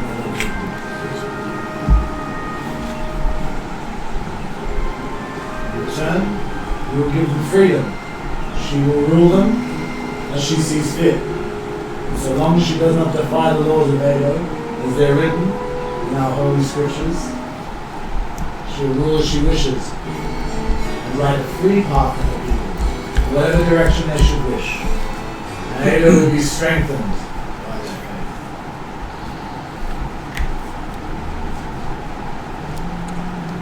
The Matron Mother turns to you and she says, you feel like this thing that comes before us will be sufficient to protect against the wrath of my goddess? I feel that I am sufficient to protect against the wrath of your goddess. I will not stay here and protect you. So I summon the sensitive to do so. With a fluid motion, this being of light wraps the wings around him, and the hammer is just put to one side at the ready, both hands gripping this full metal, heavy-looking hammer with two hands. And with one swift motion, it turns. These golden eyes, orbs, look directly at you, and with this low rumbling out loud that echoes through and seeps within your chests, says,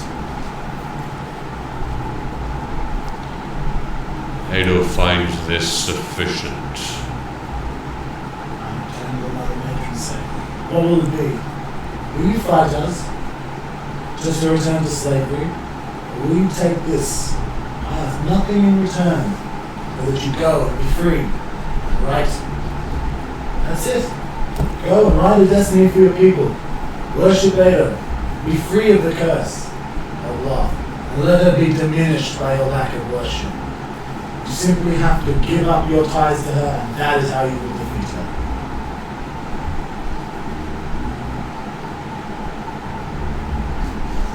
It is not simply something that happens on a whim. Thurum of Edo. You ask much for an instant change of a lifetime of servitude. I'll ask you to change instantly. I need to submit. My God does not require that you believe what I believe. Only that you submit. And thus, the hold of the gods continues.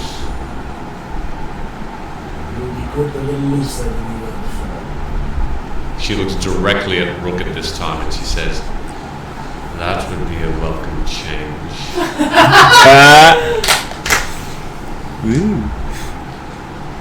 I ask. Grubby boy. for no submission. Just a chance. Us mortals, flesh and blood, can do a lot. I hail from the Moorlands. And you truly come from the Mror Holds, yes? She gives you not a word, but just a slight nod. All I've known is my land is desolate and destroyed. Transgressions of others. This whole of Corvair could be the same if you don't trust in the people that you live beside. Hang up and say, If you wish to return to your lands and heal them, do you not see how I've healed the Red Dead? Do you not see the power of Ada, what it has done to these lands? Take it with you to your own home. And do what we have done here.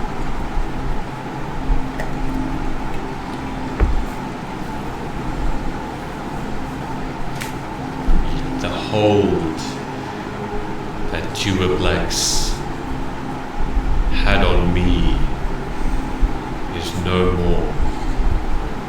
I was his instrument, this thing that you fought a guard over my allegiance, a hold over me. The fact that he is defeated for now on this plane of existence does not mean that the Red Death will not spread. It simply has stopped finding its source. The source from his own flesh has been severed. But you think that your task is done, Thorn of Ada, you are wrong. The spreading of this disease will continue. No. Through his servitude, I have tried to seek the true task, the true cure for this.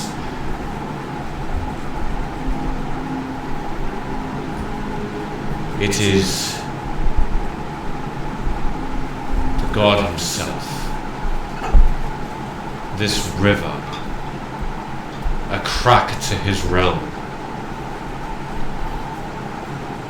When you are strong enough, and perhaps no longer mere mortals, you will find your journey back here. We shall meet again, for through this place you will find him, and only with a piece of this God will you truly end this plague. To which god? Aledo? Or the creature that possessed you? It is no god. This archdemon that makes itself known as Duoblex, that through me started all of this. Red Death. Thorum takes a softer tone. It was for you that all this suffering was started. So now will you redeem yourself? You have seen that I can heal this disease, and that Ada is the power which heals it. Will you and your people follow him and write a new chapter for yourselves? Or are we going to do battle here?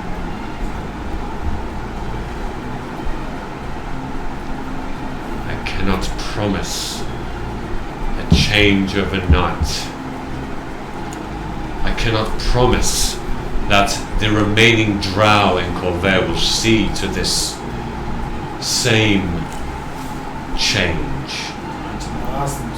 Only you and your people. We are but a drop. There are many cities like this that need convincing, and should this world be saved, I will do my part and attempt to change their perceptions. If they suffer as you suffer, your freedom will be like a beacon to them, and they will come towards the light. Let us hope that they see it that way and not shun on their goddess. I turn to the Dragon Queen Celestia and say, there you have it. The deal is struck. It is. Leave us. Go. Your quest here is done for now.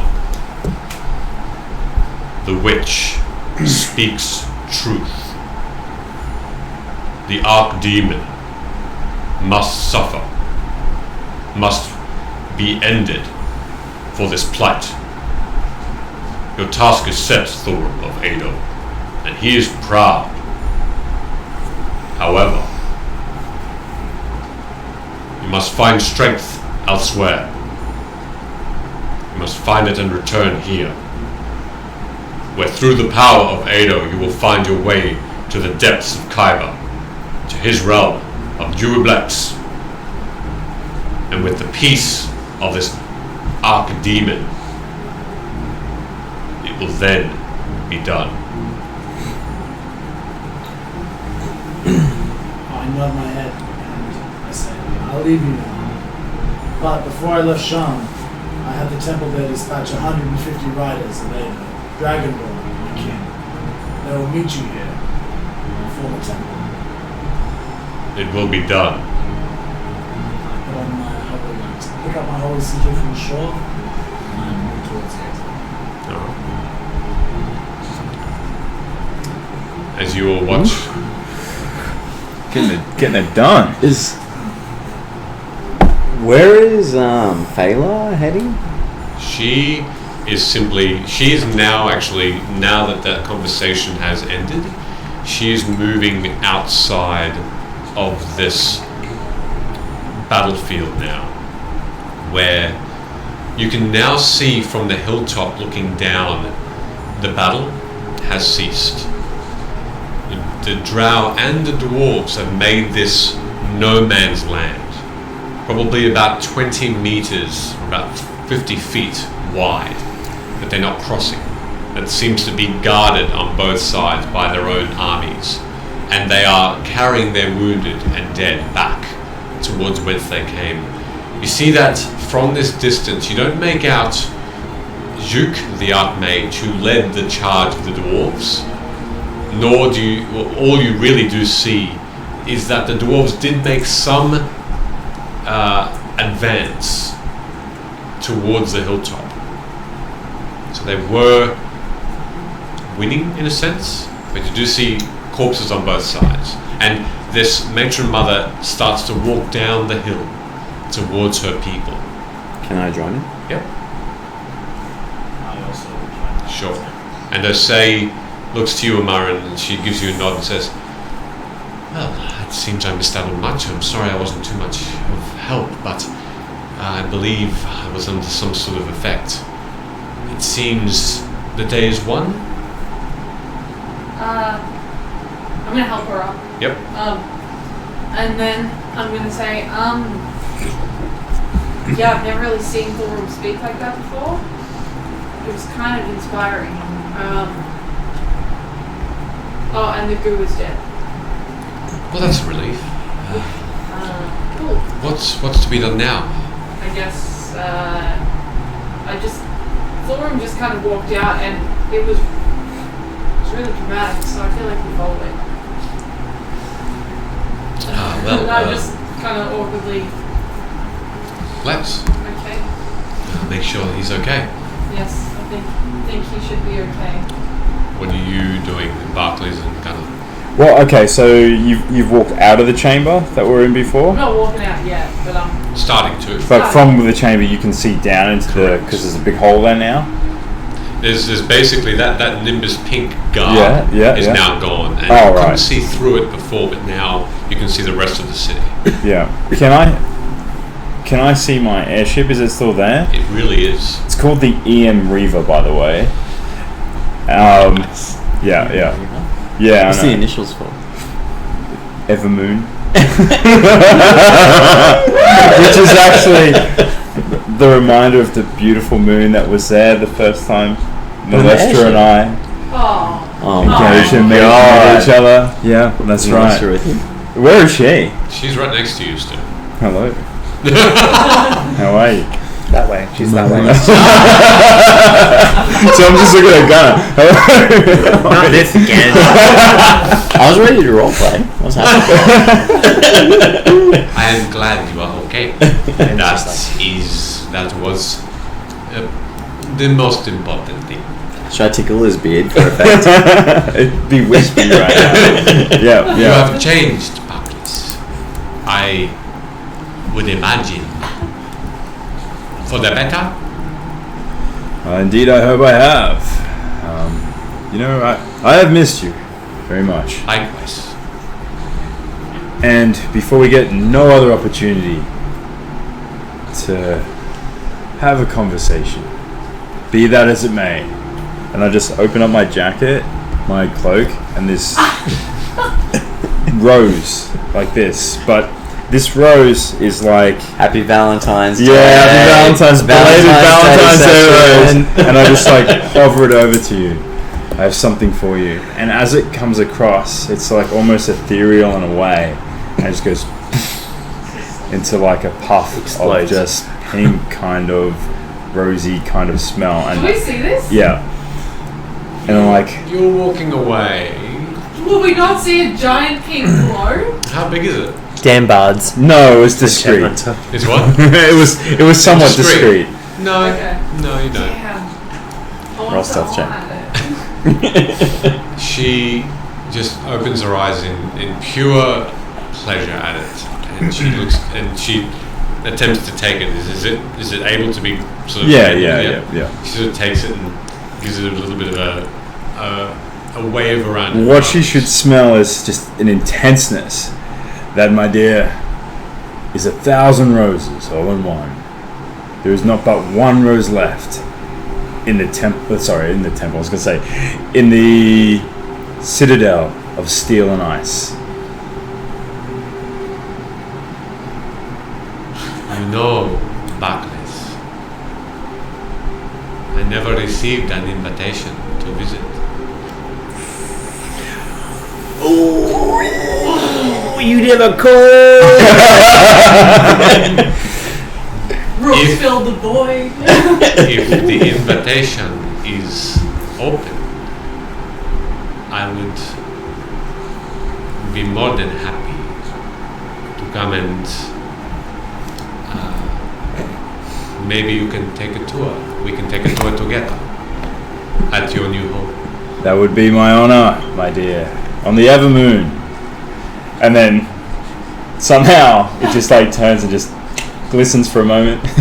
You see this white sheen come across the name of the airship, Yeah. undamaged by whatever battle preceded it. Well, a princely gift, and I look forward to our time together.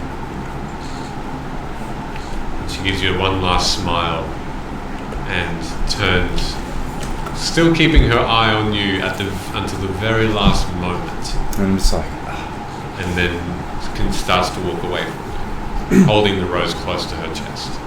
Barclays, how did you get that in here? get Does what? she have a love?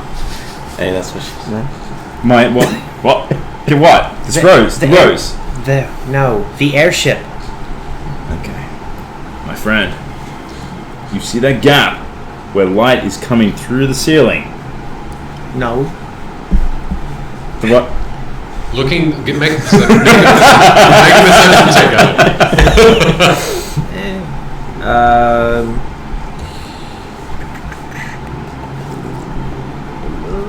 19. It's there. It's odd. During the battle, looking, or just before the battle, looking up and taking stock of the cabin, and as you flew up, nothing really came into view. But there certainly is a gap big enough in the cabin ceiling, just above the battle, that would have allowed a ship of that size to come in. Yeah, I see it. Okay. Would you like to come for a I ride? just thought we were like miles underground. That's weird. Can you get us out of here? I can indeed. Okay.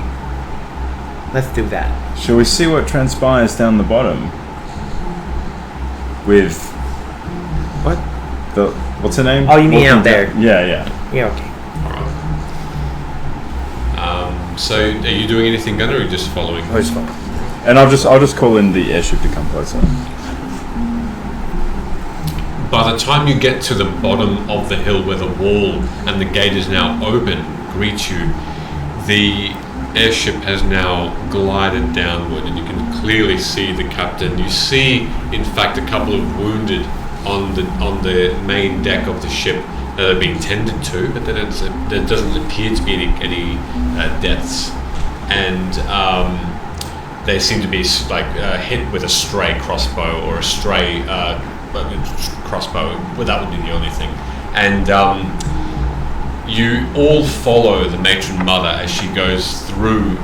She's interacting. She starts to interact with the drow, wounded, and the captains that are remaining, and just speaking in her own language to, and it looks like gestures of care, and a hand on the shoulder, or a nod, or a quick spell that sends healing magic into wounds that seem to heal them quite quickly, and then she moves on. Yes. Among dwarves, those that are fighting, are there any that are starting to show signs of infection? Make an investigation check. That's a 1. From this vantage point, you're still on the side of the drow, and it's difficult to tell because the dwarves, for the majority, are on the other side of this battlefield. So you're just too far away to find out.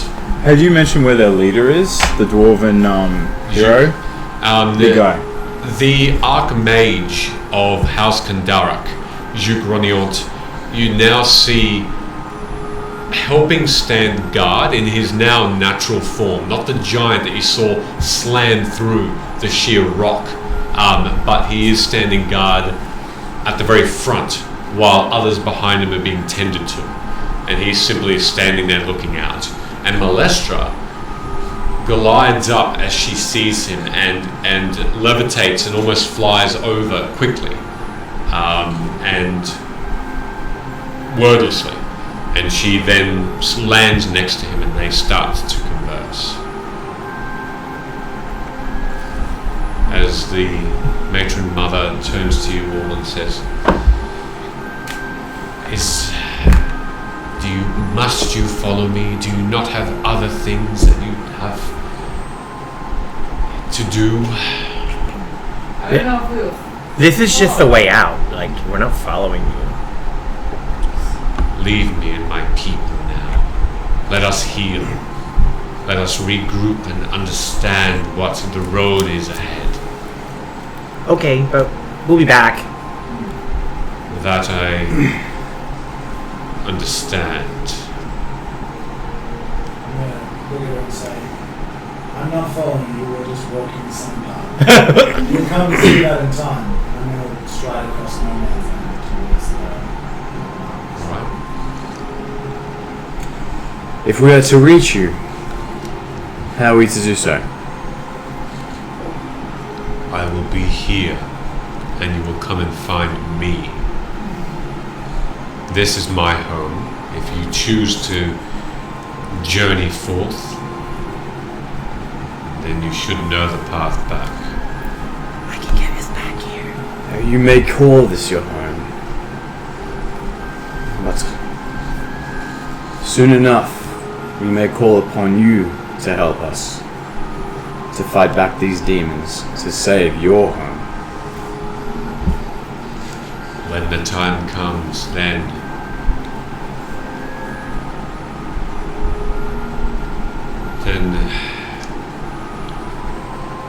I will Don't do be so what I proud can. to wait so long until they're on your doorstep. Rally and help. Choose the battlefield, Rook, and my people will join you. I nod and I take an observation of what she's wearing and leave. Still, she dons this slightly shimmering white and pink silk dress with this brown leather cord around her waist. But in this light, you now see that underneath it, there's this shimmer of metal, of what you would know to be the equivalent of half-plate armor. She's very well protected underneath such a gown. Out of interest, is this similar to what I saw in the auction back at Sean? Yeah, when someone was betting for the green crystals. Similar, but it does look a different make. It does look. Good to know. I would like to look over at Barclays and say, well, you have really good timing. I hope so. The least you could probably do is hang out for a drink. We can, indeed. How are you getting home? I thought maybe someone here, maybe Molestro's, just floated away. I don't know. Can anyone? You have a hat now, Brooke. I can help with that as well. I do have a hat. Is that what is his hat? What's your hat like? You have a hat. Am I explaining my hat? Explain that. Does Brooke ask that? If you had to look at my hat, I've actually got a hood on, so I don't know. You're wearing a hat on your It's a hoodie, or your hoodies We inside had this your hat. discussion a couple of. It's a teleportation hat, Barclays. It gets us somewhere else. Is he wearing it now? Somewhere under there. How's it look? Like Terrible. I don't. Do I see that? Do I see it looks terrible? It's this weird. It does look really odd having a hood over the top of a very like rigid looking hat. You see it sort of stick out of this Graduation. garment. Yeah, like a graduation thing. Look, it's very. It certainly doesn't suit too well. Scarish. Remember Men in Tights? Yes, I can help. What do you mean? Since when? Yeah. I look at him like, okay. Roll a perception check. But then like, he's what is Rook's charisma? Low. 9. I look at him like, makes sense. Wow. I'm just setting the fashion. Yeah, Beautiful. you do that. I hope you get some followers. It's been working out down in the Mror Holds. So. Wow. Okay. Take it hold to on. Sean. I want to hear from Gunner now. Cut him off.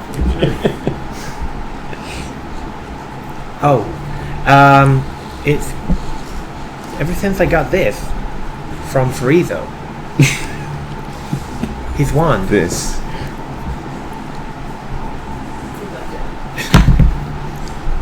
Well, it's a wand.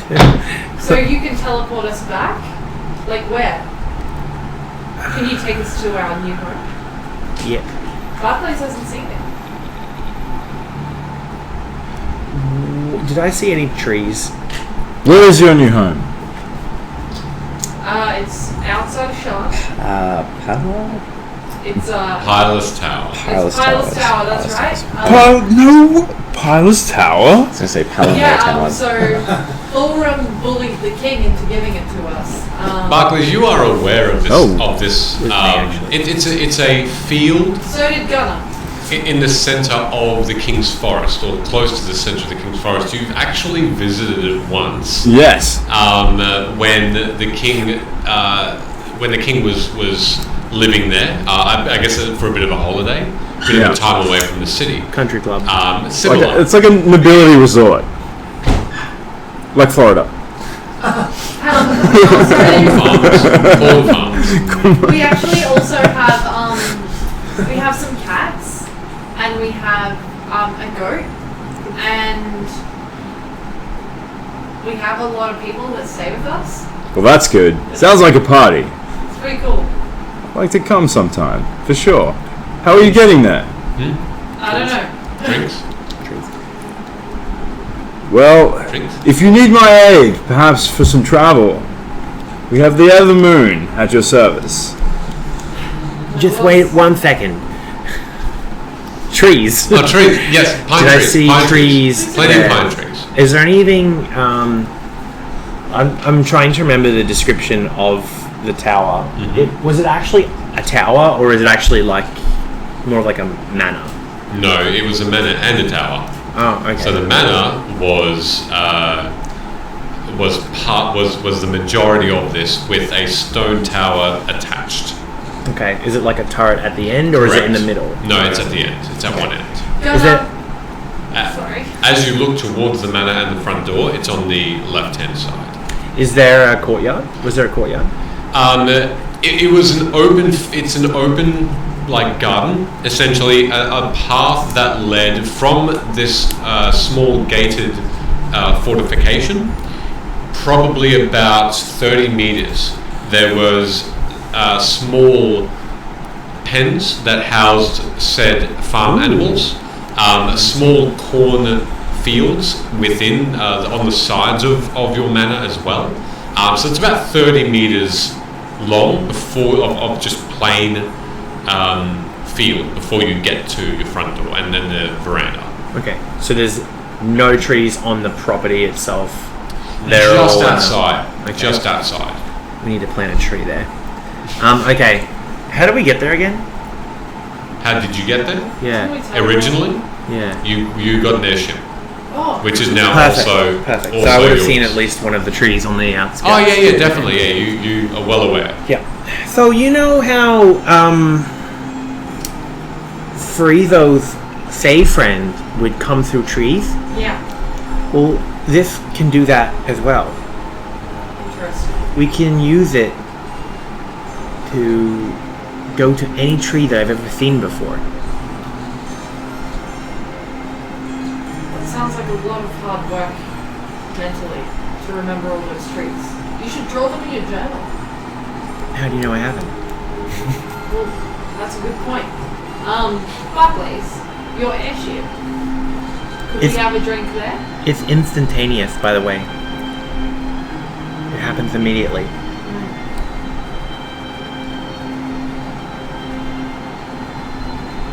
Of course, it can be arranged. Awkward silence. But we need to use a tree to get there. So I have to go through a tree and come out another tree. Can Pete help? No, he's not a tree. Oh, I wouldn't trust that Peter's even still alive if we're looking after him. Yeah, I saw him peeing on him.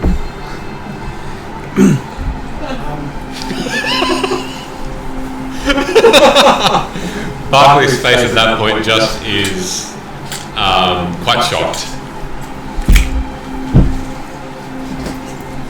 I Prickly think, pee, we call him I now. think we should take the pee airship. on That Pete? would be fun.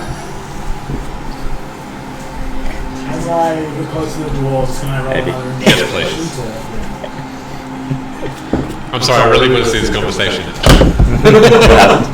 Did you feel he was lacking in some ammonia?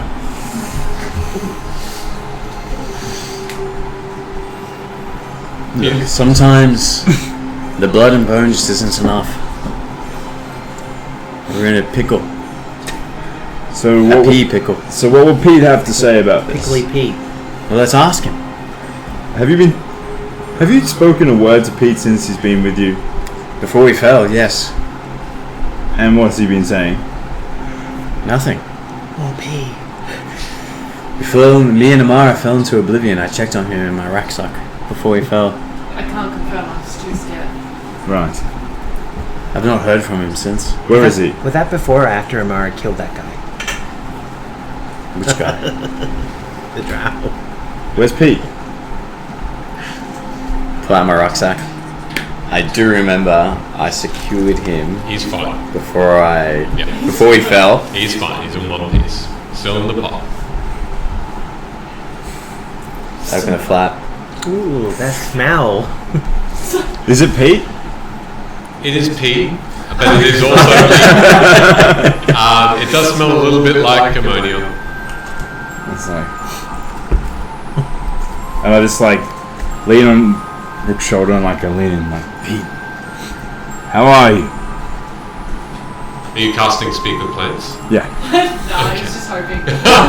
Just making sure. I have speak with plants. I don't anymore. Yes. Where is it? There it is. Yes. I'm here. Have you been well? Not very. When was the last time you were well? Probably when I was with you. I haven't had much time. It's been quite lonely. I haven't really been able to talk to anyone. I'm real sorry, my friend. I thought I put you in the hands of somebody capable, somebody who's able, somebody who is responsible. I haven't been broken, but a conversation every now and again may Did I hear capable? have a benefit. Rest assured, my friend, there is a special spot for you at the moment. On your ship. I'm like, give me tea. We have so much ground to cover. Yes, we do.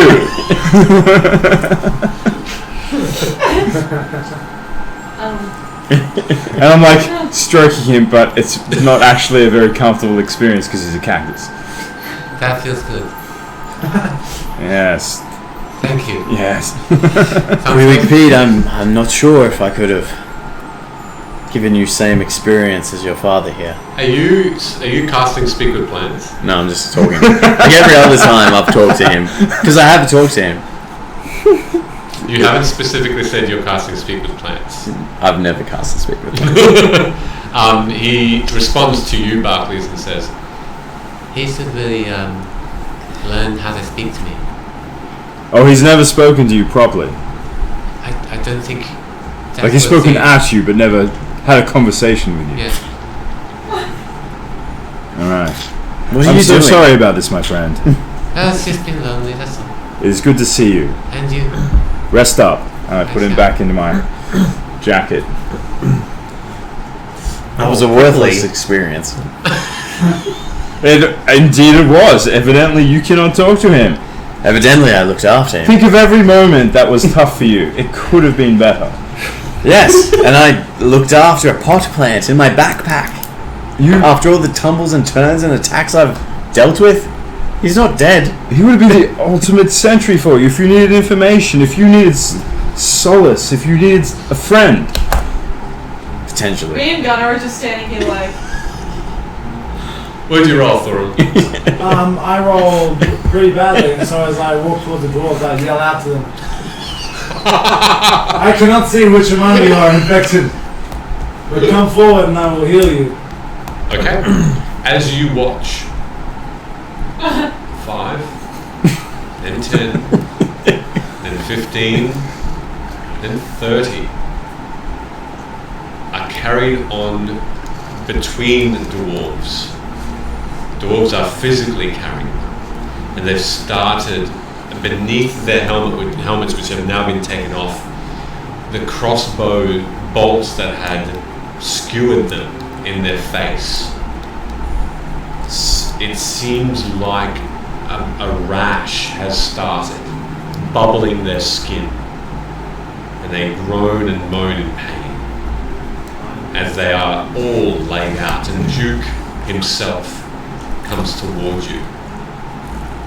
Without a word, though, he simply stands and observes with Malestra next to him.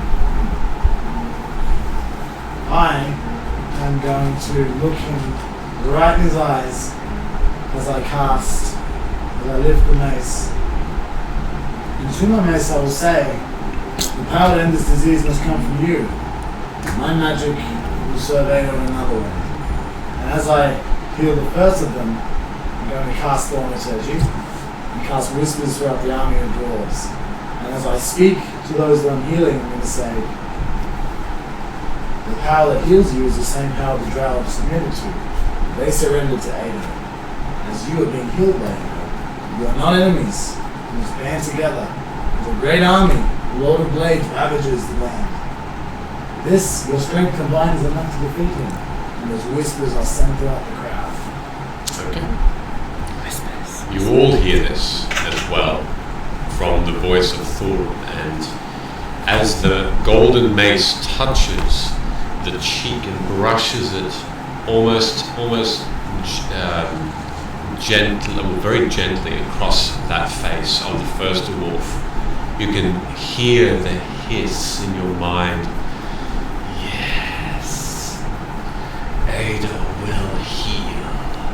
And this coatl within this mace acts upon the magic that Ada himself provides, and the rash starts to disappear, and a breath of relief and a groan of happiness takes over this particular dwarf with this white beard rolled into a braid, and this ponytail, sweat and blood pouring from one side of his face. Thank you. Thank you. And As he lives, I'm going to lift him to his feet.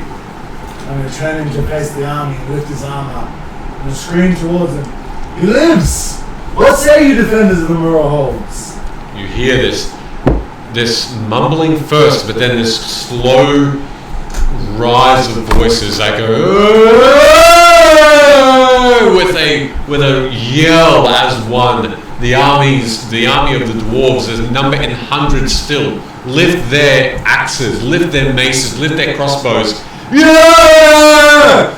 And just go in and just yell in your direction, and it just echoes through the entire place. Let me know if you want me to roll for this. I cast Thornless Energy again. I want to start some cheers for you, though. Okay. Is it a cantrip? Is that beyond its capabilities? Start a chant. I'm going to cast whispers throughout the crowd. Just the way they know. Okay. In a rhythmic pattern. Okay. What's the rhythm? Hey, yo. Hey, yo. Hey, yo. USA. USA. Well, DDO. a few dwarves, a few of them, catch on and start to chant similarly. However, for the most part, the dwarves seem to simply be staying silent, relieved at the cure. That's enough for me. I'm going to turn to look at the name of the Juk. the market we call market. What did you say to them? Nothing. Oh, nothing? Look in his direction. Okay. These almost to put an analogy to it, I guess. You know the ancient Egyptian art with the eyes that are just these beautiful, sleek oval shape that end in a point, and with the pattern of makeup of black. His eyes are cat-like and look exactly like that, and they're piercing blue, and this solid jaw with a graying beard looks back at you silently, no emotion at all coming from him. Okay, and as you continue your way throughout these 30 odd or more that have been taken similar hits, you get a similar effect each time, where their disease has been cured, and the whisper of Doribaliux, this coatl within the mace, takes hold of their illness. So as you all watch Thorum, did I say something? No, it's Okay. Ben's iPad was connected to the Bluetooth speaker fantastic, over there. And he didn't realise it, and he's tapping away and deleting shit, and he's out of there, and it's like... Okay. I must have didn't hear it. I'm here until I have been stopped. Something I hear frequently. What do you all want to do? What do you want to do while Thorum is healing, which you do see in the distance? And then we have to end the stream early, Ben and I have to have a talk. I need to know how far away are we from that tree that I flew past in the last session? Near the wall. You mean the one that's in this cabin? Yeah. Probably only about 100 meters away. Can I see it? With your height and this vantage point, no. You're quite small and the drow are quite large in comparison. And there are houses in between too. Dare you? I'm a very tall 10-year-old. I will cast Fly. Right, you will watch as Gunnar starts to lift himself into the air. You get probably about 15 feet high. Yeah, I won't go too high. Before I see the tree? Yeah, 15 feet's enough. So, do you want to go? Are we happy to take the airship? I mean, yeah, if you want to, but this is like instant. Yeah, but while we have Barclays here, wouldn't it be cool to... Barclays can come with us. Yeah, but he can also... His airship can't come with us. No, they can follow, like, behind us. But I don't know. I would like to ride the airship. Hey, Barclays. I have this thing. And I'm gonna pull out the Blink Dog emblem. yes. Do you think you could find us like a really cool tavern? Indeed I could. I have this. I'm special. Yes, with that you are indeed. We can find the finest tavern on the top of a hill. Or a mountain. Cool. And that will treat us well. And then I'll put it back in my pocket. After the exploits we've done, I feel like some R&R is well deserved. We shouldn't What's just the Siren Army? rest in resuscitation.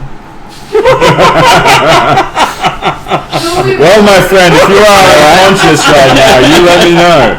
And that's a nice hat as well. I feel unconscious, my lad. Your airship should be something that should be cherished. We should take this advantage if we can. We should probably tell Thorin. Look, if it is a small break that you need whilst being transported to your next port of call, indeed, the Evermoon will assist. Is Thorin within 110 feet? Yep. I'm gonna say in his mind, hey, I'm not gonna distract you from like doing your healing. Take your time. But when you're ready, I think we're gonna catch the airship with Barclays back to somewhere where we can just chill out for a bit. I'm standing between two of the dwarves I've healed, both of their arms up in the air. Am I done healing? Are there any left? No, you're pretty much done. The I guess the wounded that seem to be affected by specifically the Red Death have been cured. You do get some information that it's two things.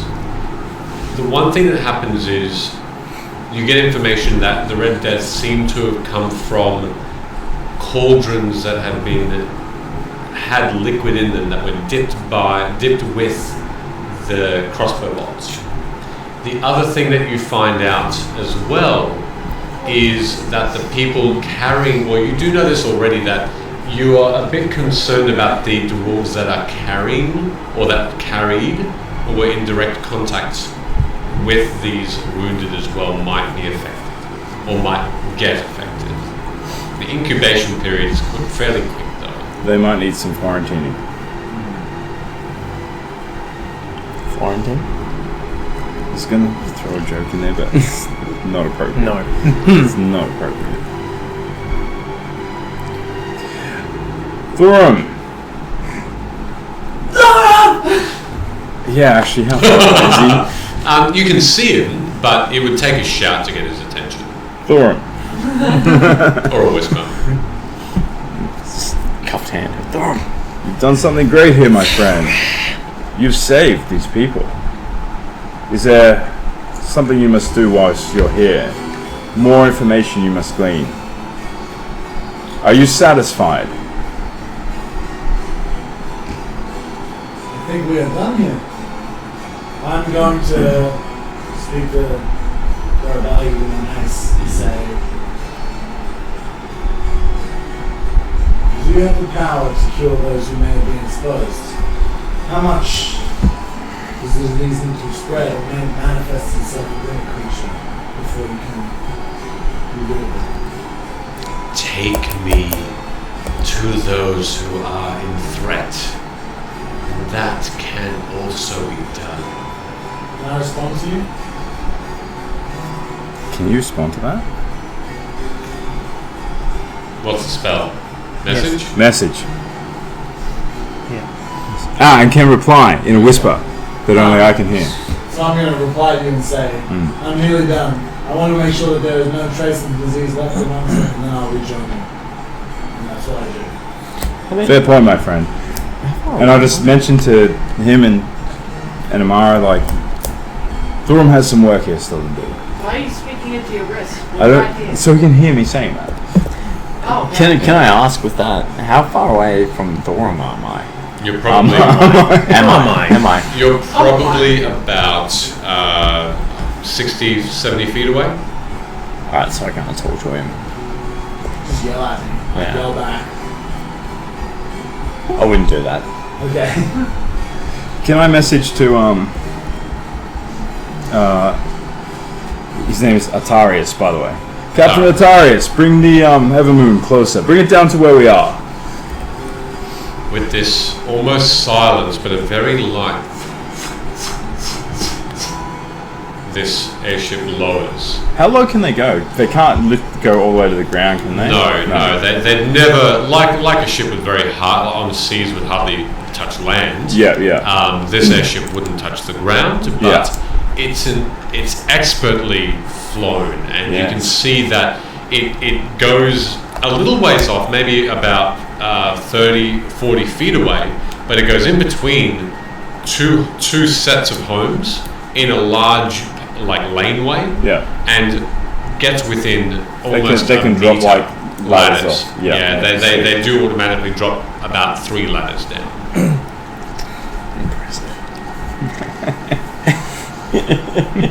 As I go to rejoin them, I'm going to call out to Malestra and say, come, join us.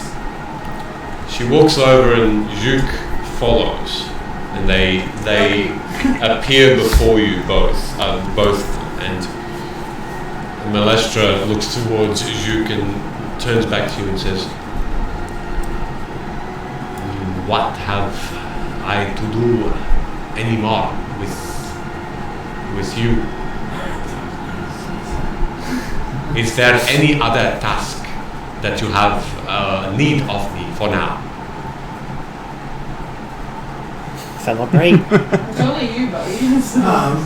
I'm going to turn to her and say to her, we've gone through quite a lot, and we do not intend to retire quietly to Pilot's Towers. Yeah, to Pilot's Towers. Are we going to Pilot's Towers? We are, but we don't intend to stay at Pilot's Towers forever. Yeah. We'll regain our strength and get in service of the realm. We will take on the move, I assume, toward the Lord of Blades. Huh? And your powers will be needed. On the ground. And I'm going to turn towards her companion and say, and will you honour the peace that I've struck here? I will. You will let... I don't react to Did you that. scare yourself? No, you started laughing, and I'm like, what? Alright, I mean, I guess that's what a dwarf would sound like, so I don't react to that. Okay. I go, part of the terms that were struck here was that the drow would retain their seat in this city. Duke just responds, yes, they will.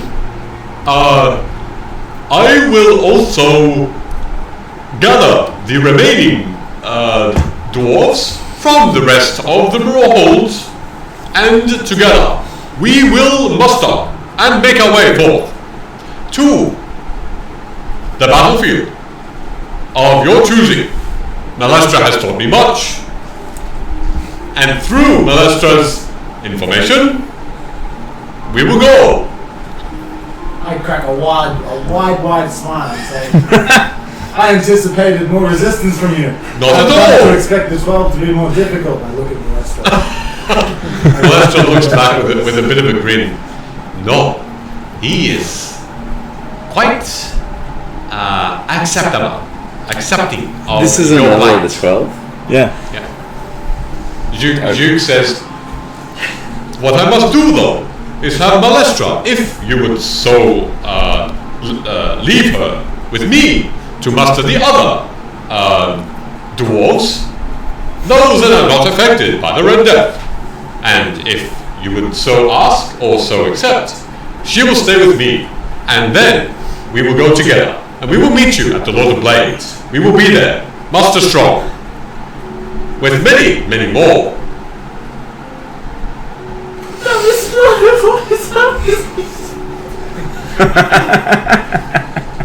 I can see how you're inspiring. Are you close by? I think so. You came out to join us. Yeah. Look, Rook, you were so taken by this voice just suddenly a while away that you had to come forth, and you do see this arch mage speaking to Thor. Have you seen any audio of your hat? I'm impressed. You've led all these dwarfs down the Mror Holds. I can see, with your language and your spirit, you've led them. Yes, I have. This is something that I think we could be looking forward to. A wide grin follows your own, and he says, well, thank you. What is your name? My name is Rook. Well, Rook, it is a pleasure to meet you. I am Duke Roniold, and with your help, we will rid Corvair of all evil. Juk, you remind me of my Shizhin or my father. What? Shijin? I know not this word, but I am glad that we can be companions in this. It will be dangerous, but with the help of the Dwarven army and those that remain elsewhere, and perhaps even the Drow, we will find the victory. Have you yet not met Fela? Not at this point, but I will make myself known to her, and this will be a grand meeting. I hope you can keep this constitution, or this charisma when you speak to her. She's slightly more depressing than you are. I will be sure to lift her spirits. One can hope. At least you can level it, because we're going to need her support. Then her support you will have. Good. Well, if you will allow Malestra and I to gather together and go forth, perhaps without your company, and seek the remaining dwarves and have their aid, we will meet you at the last. Will you see us at the Demon Waste? I have ways, we, the Arch mages, have ways to make large musters of people travel far quickly. It will be done. I would hope so. He sort of looks towards Malestra, back to you. Well, good day. At this point, I am walking towards the airship. Okay. What I would like to do, if it's okay, is keep Osei in my sight at all times, and I'm going to do that weird thing where you just kind of go. Yeah. Just make sure she's not dead. She's not acting weird. She's already dead. she's been fairly quiet to everyone since the battle, and she's just observing what's happening around her with the healing and this. She's looking, but from one side of battle to another. And the first thing she speaks up with to you, Mara, she says, how can this last? How can this stay? Even with the your commanding companion, Thorin, dwarves and drow sitting almost on top of each other. I fear that this alliance will break down quickly. I only hope that Malestra and the other archmages can keep the bindings together. And you were very good not to let this creature have the draconic prophecy. It would have been much more difficult to undo that act than what we did now.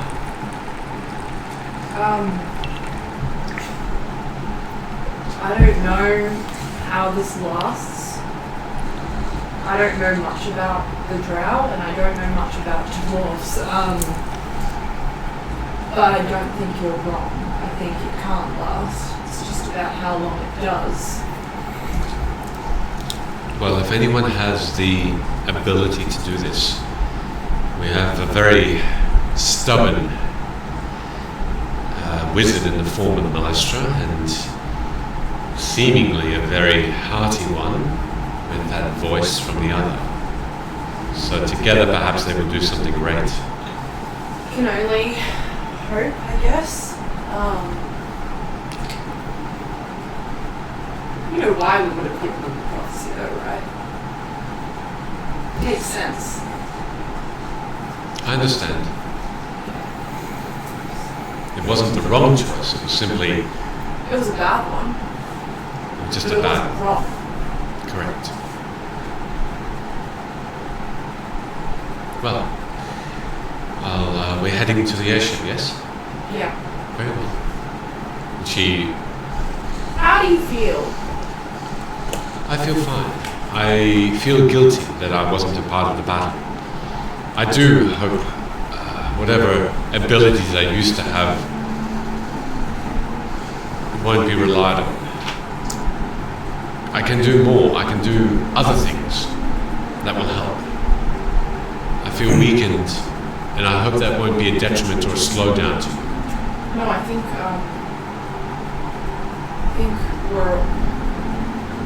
we're just happy you're alive. I'm happy to be alive with you all.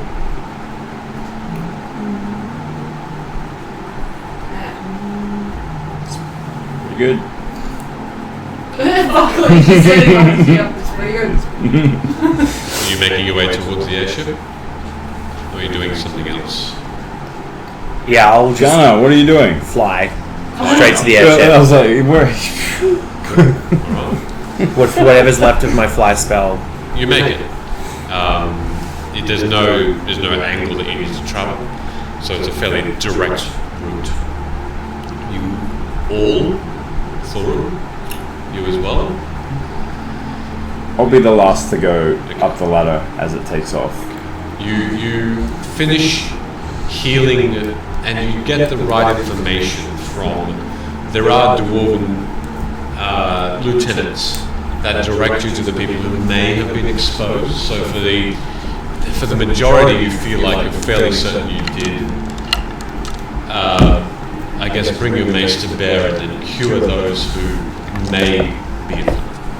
I'd be overzealous in this shit. Yeah. There's anyone who's even slightly in doubt.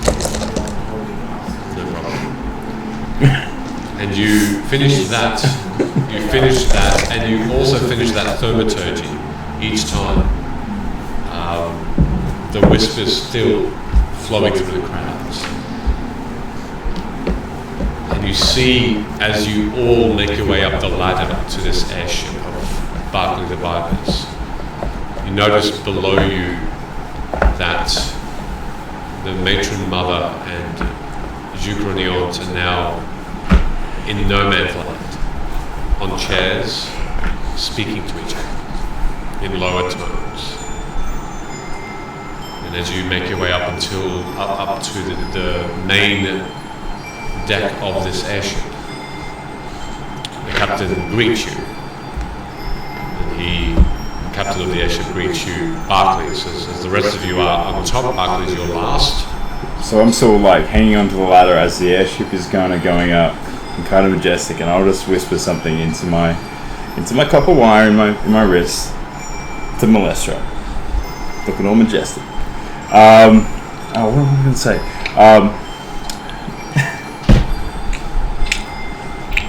Till after the greater good, no longer needs you. I'll find you myself. As you finish those words, you feel all of a sudden this hand around yours, as appearing before you, hanging down again. Malestra appears with one foot deftly on the same ladder rung as yours. With the other hand, she takes it around the back of your head and embraces you. Oh wow! And she holds it for a moment, and then lets go, and gives you this wide smile, and whispers something one more time in your ear, as she then simply fades away, and you can see her once more sitting back to you and speaking in those tones to the Matron Mother. And I'll let you know what she says to you a little bit later. Hey! So, you are all, well, you're still hanging from the ladder, but the rest of you are very quickly guided to be offered foodstuffs and drinks, with people or these workmen coming over to you with these quite nice looking snacks. What would they be having? Ooh, yes, it would definitely be. Yes, there it is. A piece. There's Something a piece. from the Hero's Feast, indeed. Pick one. Pick a page. Yeah. Just random page. Fine. Click it. There we go. Lavender. Oh, here we That's a good go. one. We are having What is it? qualinesti vegetable stew dish. Yes. Oh my gosh! We can eat it. Okay. Yeah. And this stew Very appears hospitable. Yeah. beautifully scented, jasmines and parsley. You take avocado, these actually. and avocado. you take Squash. and squash. Wow, Zucchini. These it's so colourful in the bowl as well, and you do find your hunger after such a battle and such weariness, and you take your morsels in. And what are they having to drink? Some fresh, of course. Yeah. The first beverage to reach your lips would be This is alcoholic, right? It is alcohol. Yeah. I am going to look at Barclays as it is served and say, this once I will share an alcoholic beverage with you. You haven't drunk since the Wow. last time you was there. I'm impressed. You have grown. And like, I look to another one of the crew coming over with something for her. I'm like, Backs away slowly. Gives you a wink. and I'm like, but wait. I just want to note as well, this entire night, since walking from where we were, I'm continuing to do the looking and identifying Grasso in the room She's always there. consistently. She's I always wanna- there, always next to you specifically. There's really no detouring of her on her part. She never leaves your gaze. Please. Can I roll a sleight of hand then to press the holy sigil up to Alpha's into her senses? Sure. While he's doing that, can I just quickly disappear and come back on the ship? Yep. There's something pertinent I need to do. You just like. All right. Yeah. I rolled a 1. So I'm just going to walk straight up to her and give her a say that. In plain sight, sort of thing. Plain sight. And what is the sigil? The sigil is the 3-headed dragon. Sure. Made of gold. Gee. Roughly cut from I a thought he was larger... trying to smack her with it. No, roughly cut from a larger piece. Yeah. God, I'm that unsubtle. I feel like you try to be subtle, but you just like drop it. And I'm just like, I'm like, oh. you dropped this. It's like, yeah. Should have this. I accept. Thank you. And she sort of takes it and puts it away on her person. Barclays goes for a few minutes, but then returns as you continue to eat and drink, and find a place to sit and rest. As the airship is the airship moving at all? Yes. Yeah. It is So starting we're to starting to rise head and- back out of the cavern. As the airship glides upward and you leave Malestra and the armies below and the experience below the Mror Holds, you reach where the cavern top is, where this shining beam of light, which would otherwise indicate a hole in this rock, which would lead to the surface above. In only but maybe a few seconds, it seems, you make your way through this gap in the earth and find yourselves above it, looking down from the ledge of this ship.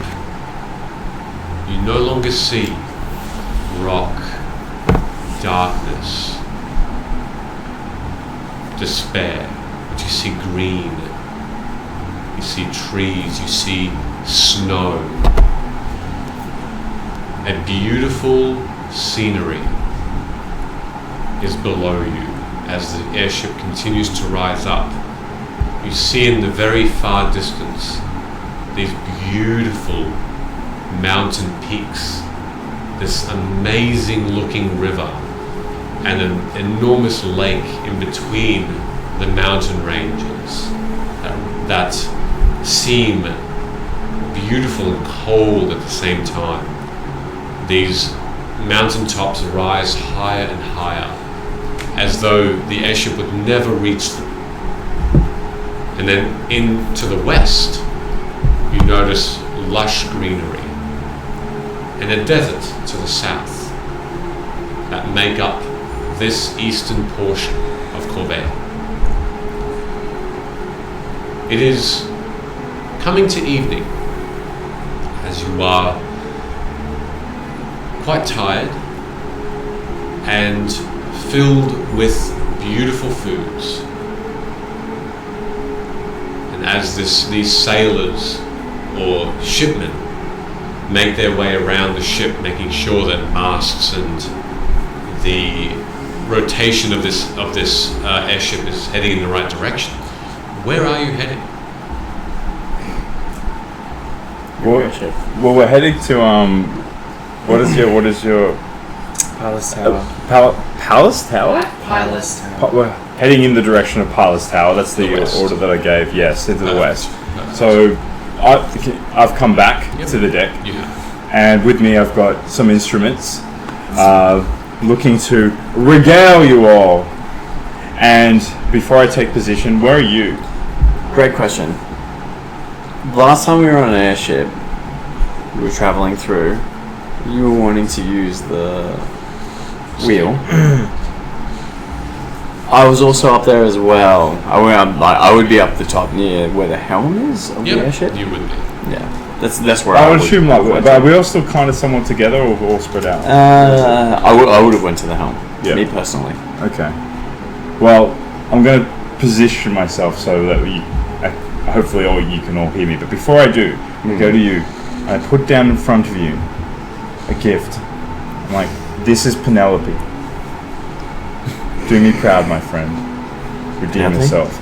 It's a smaller version of Prickly Pete. It's basically just a tiny little cactus. Uh-huh. Prickly Penelope. Yes. And then I leave that there with Rook, and then I take a position and I start my song of rest. Okay, could you describe what that does? Yeah, so if you or any friendly creatures who can hear you perform performance regain hit points at the end of the short rest by spending one or more hit dice. each of these creatures regains a 1d8 hit points. But regardless, it's there as a rejuve. The spirit is rejuvenation and just chilling out and relaxing. Yeah. Alright. So you all immediately feel much more relaxed and comforted by Barclays singing and playing, as you remember him always doing. And as the airship continues along the trajectory towards the west, from almost one side of Corvair to the other, it becomes faster and faster, but the ride itself smooth and almost like you're floating, not moving at all. What else are you doing? Well, I'm drinking fresh, so that never goes well. Make a constitution saving throw for me. Hell yeah. Barclays, I was here with you the first time you took a hold of this helm. This is a different ship, my friend. Your ship, yes? Indeed, do you like it? I best I can beat you at it. Like the card games we played, and the guitar I played. Pretty good. Wait, hang on, are you saying you'd like to become a bard? A wager. Like every other time. Alright. Let's see I beat you through this storm. Or these clouds. Or the turbulence you might I'm just like, for a moment, how much fresh has he had? he's two shots in, but fresh can be quite overpowering quickly with ease, because it's quite an interesting. Or your game of Gwent that I've bet you at every time. What say you? I say, my friend, your heads are in the clouds, literally. Your clouds. And I will join you in a game of feel Gwent. best when I'm with you. I have a question. Should I be rolling straight or at disadvantage? You'll be just rolling normal for now. Got 13. 13? Okay. You don't feel too done in yet by just you Thorum. Nice, very good. Love the dance. Thank you for that request. That's Jimmy Miller. Jimmy Miller. Jimmy. Or instead, I can't super chat. You don't feel overcome by this uncommon or unfamiliar feeling, but you do feel a little bit lighter on your feet. I'm warm and fuzzy. Yeah. I'm gonna look at Barclays and I'm gonna be like, I'm fine. You are, indeed. I don't know. Is there guns? No, I don't think there is. What does this mean? It's a great question. Anyway, so let's play a game, but let's get everyone together. Gunnar, Thorum, Amara. Huh? Let's go to the captain's cabin. We'll have ourselves a good time. Alright. I'm sleepy. I'm gonna have a rest for a moment. I'm gonna look at her say, and then I'm gonna say, okay. Share some stories. What have you been up to? You looking at me? Yeah. Oh. Osei looks at you, Gunnar, and says, "It will be only been a short while, perhaps just until Another 15 minutes? maybe even less, Okay. and then have your rest." I'll talk to him. I'll tell him about the time that we... Actually, no, you were there. You were there. Telling the story, but you were there all along. You were there, I think. They're the best stories. Yes, I remember me there as well. I don't remember it. When you left, everything is a blur. Did you? Are we sitting down at a table? Yes. You've all gone now towards and downward, down a set of stairs into the deck below, where you found yourselves in a very opulent looking hallway where there are beautiful framed mirrors and paintings and curtains of velvet that led to a singular large door, and through it This is sexy. you found it. Oh. Please. There's a dragon's head. There is a dragon's head. Yes. as a an old friend. centerpiece. Yeah. As a centerpiece at the far end of this large room. It's a circular room, and it makes up the very back of the ship, where these lovely windows take up a full semicircle of the back of the room, and Green dragons. there are different warded off areas for bedrooms, but the very center seems to just have this large table and some beautiful lounges there as well. And there seems to be a couple of shipmen in the room that are ready to serve. A lovely chandelier that doesn't move lights up the room as well with small candles, giving the place a subtle but almost romantic look about it. Is that the green dragon head that I gave him? Is it? Yeah. Yeah. Do I see that? Yeah, you do. I thought you'd take that to the tavern. You kept it here in the airship? That was at the tavern.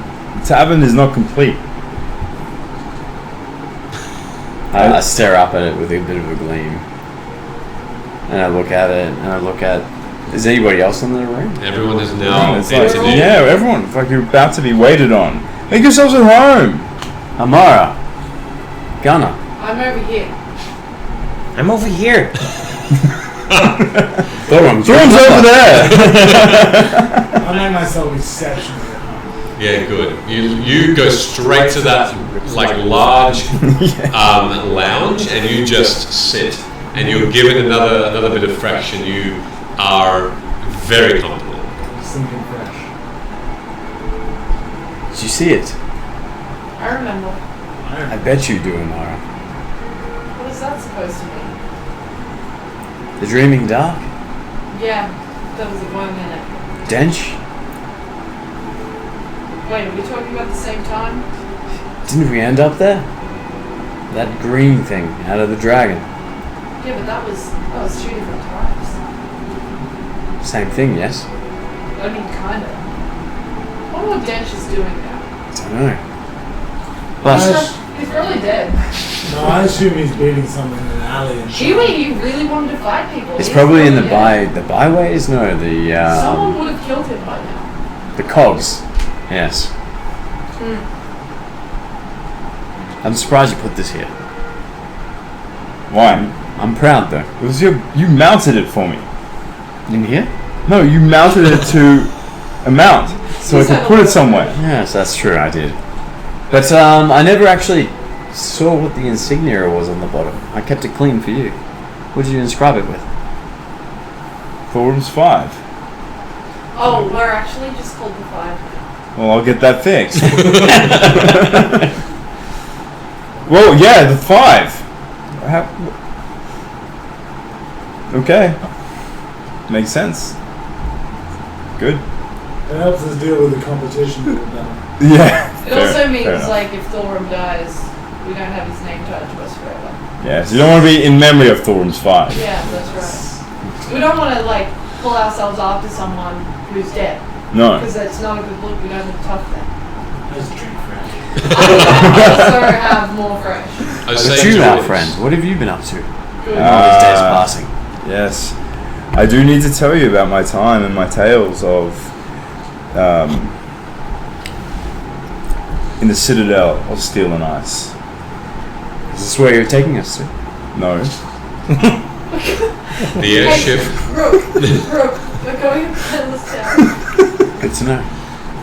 The airship continues west, and during the journey, uneventful as it is, through and over Thrain, Valinor, Breland, you take the time during that journey to reminisce, catch up with Barclays the Viper, now companion to his home, the Citadel of Steel and Ice and the elemental plane of air, and his tales of training and wonder that has been beheld. And you share your own experiences, the fall of Fariso, other Shan enactments after Barclays leave. Your journey to Mror Holds, your new home. The airship continues almost silently throughout nights and days. And thus, once again, as you find your way back to Pilot's Tower, all of you still alive, unharmed, but with focus again for the next part of your quests. We say goodbye to Barclays, and with a parting gift of yet another cactus. Do you have any words of wisdom for us, Barclays, before you part? Yes. Don't kill my plant. Don't wee on it. I never read on it. No, I don't have any final words because this is not the final time we'll see each other. Final words. I asked for words of wisdom. Oh, you did, didn't you? Cool. You always have something to say. I wanted to say, remember me, and I'll remember you. Maybe. And if you need me, I'll be there. What wisdom do you need? You've done incredibly well. I don't know, I just thought you'd say something obnoxious and inspiring. Thorm just gave like a full speech. Yeah, no, I can't believe no one can beat that. Not tonight, anyway. Yeah, tonight's Thoromith night. I mean, it's been many nights since that night, so. If Rook had to speak. No, he'd say, Hearth, it's not. As depressing as it is traveling through the Mror Holds, your wit and your charisma is something that could give hope to a rodent to pass through any lands. A laugh can do so much and can give love. Oh, I'm gonna miss you. Make out. Thanks, Thorm. I like this one, Thorm. Alright. And that's where we'll end it for tonight. Thank you so much. Thanks very much again, Barclays, for No worries. Thanks for having me. being here. Thank you everybody for joining us, and hope you enjoyed yourselves. I certainly did. Barrel laughs that one, that was good. Enjoyed it. And have a lovely evening, and hopefully we'll see you next week for episode We all 52. finger guns as we go. So Apparently, Yeah. Where's the finger guns coming from? Well, that's a vibe. look, Starfleet. Pew pew. I think I like it. I think that's it. Look, keep entering in. Tell your friends about the giveaway or not, so you can have a better chance to win. We'll be drawing. I know, right? Good point. We'll be drawing that next week. So be on and You want listen that in. now, don't you? So that hopefully you get to know live if you're the winner. But until then, have an amazing night, guys. That's a boy. Thank you. Ciao.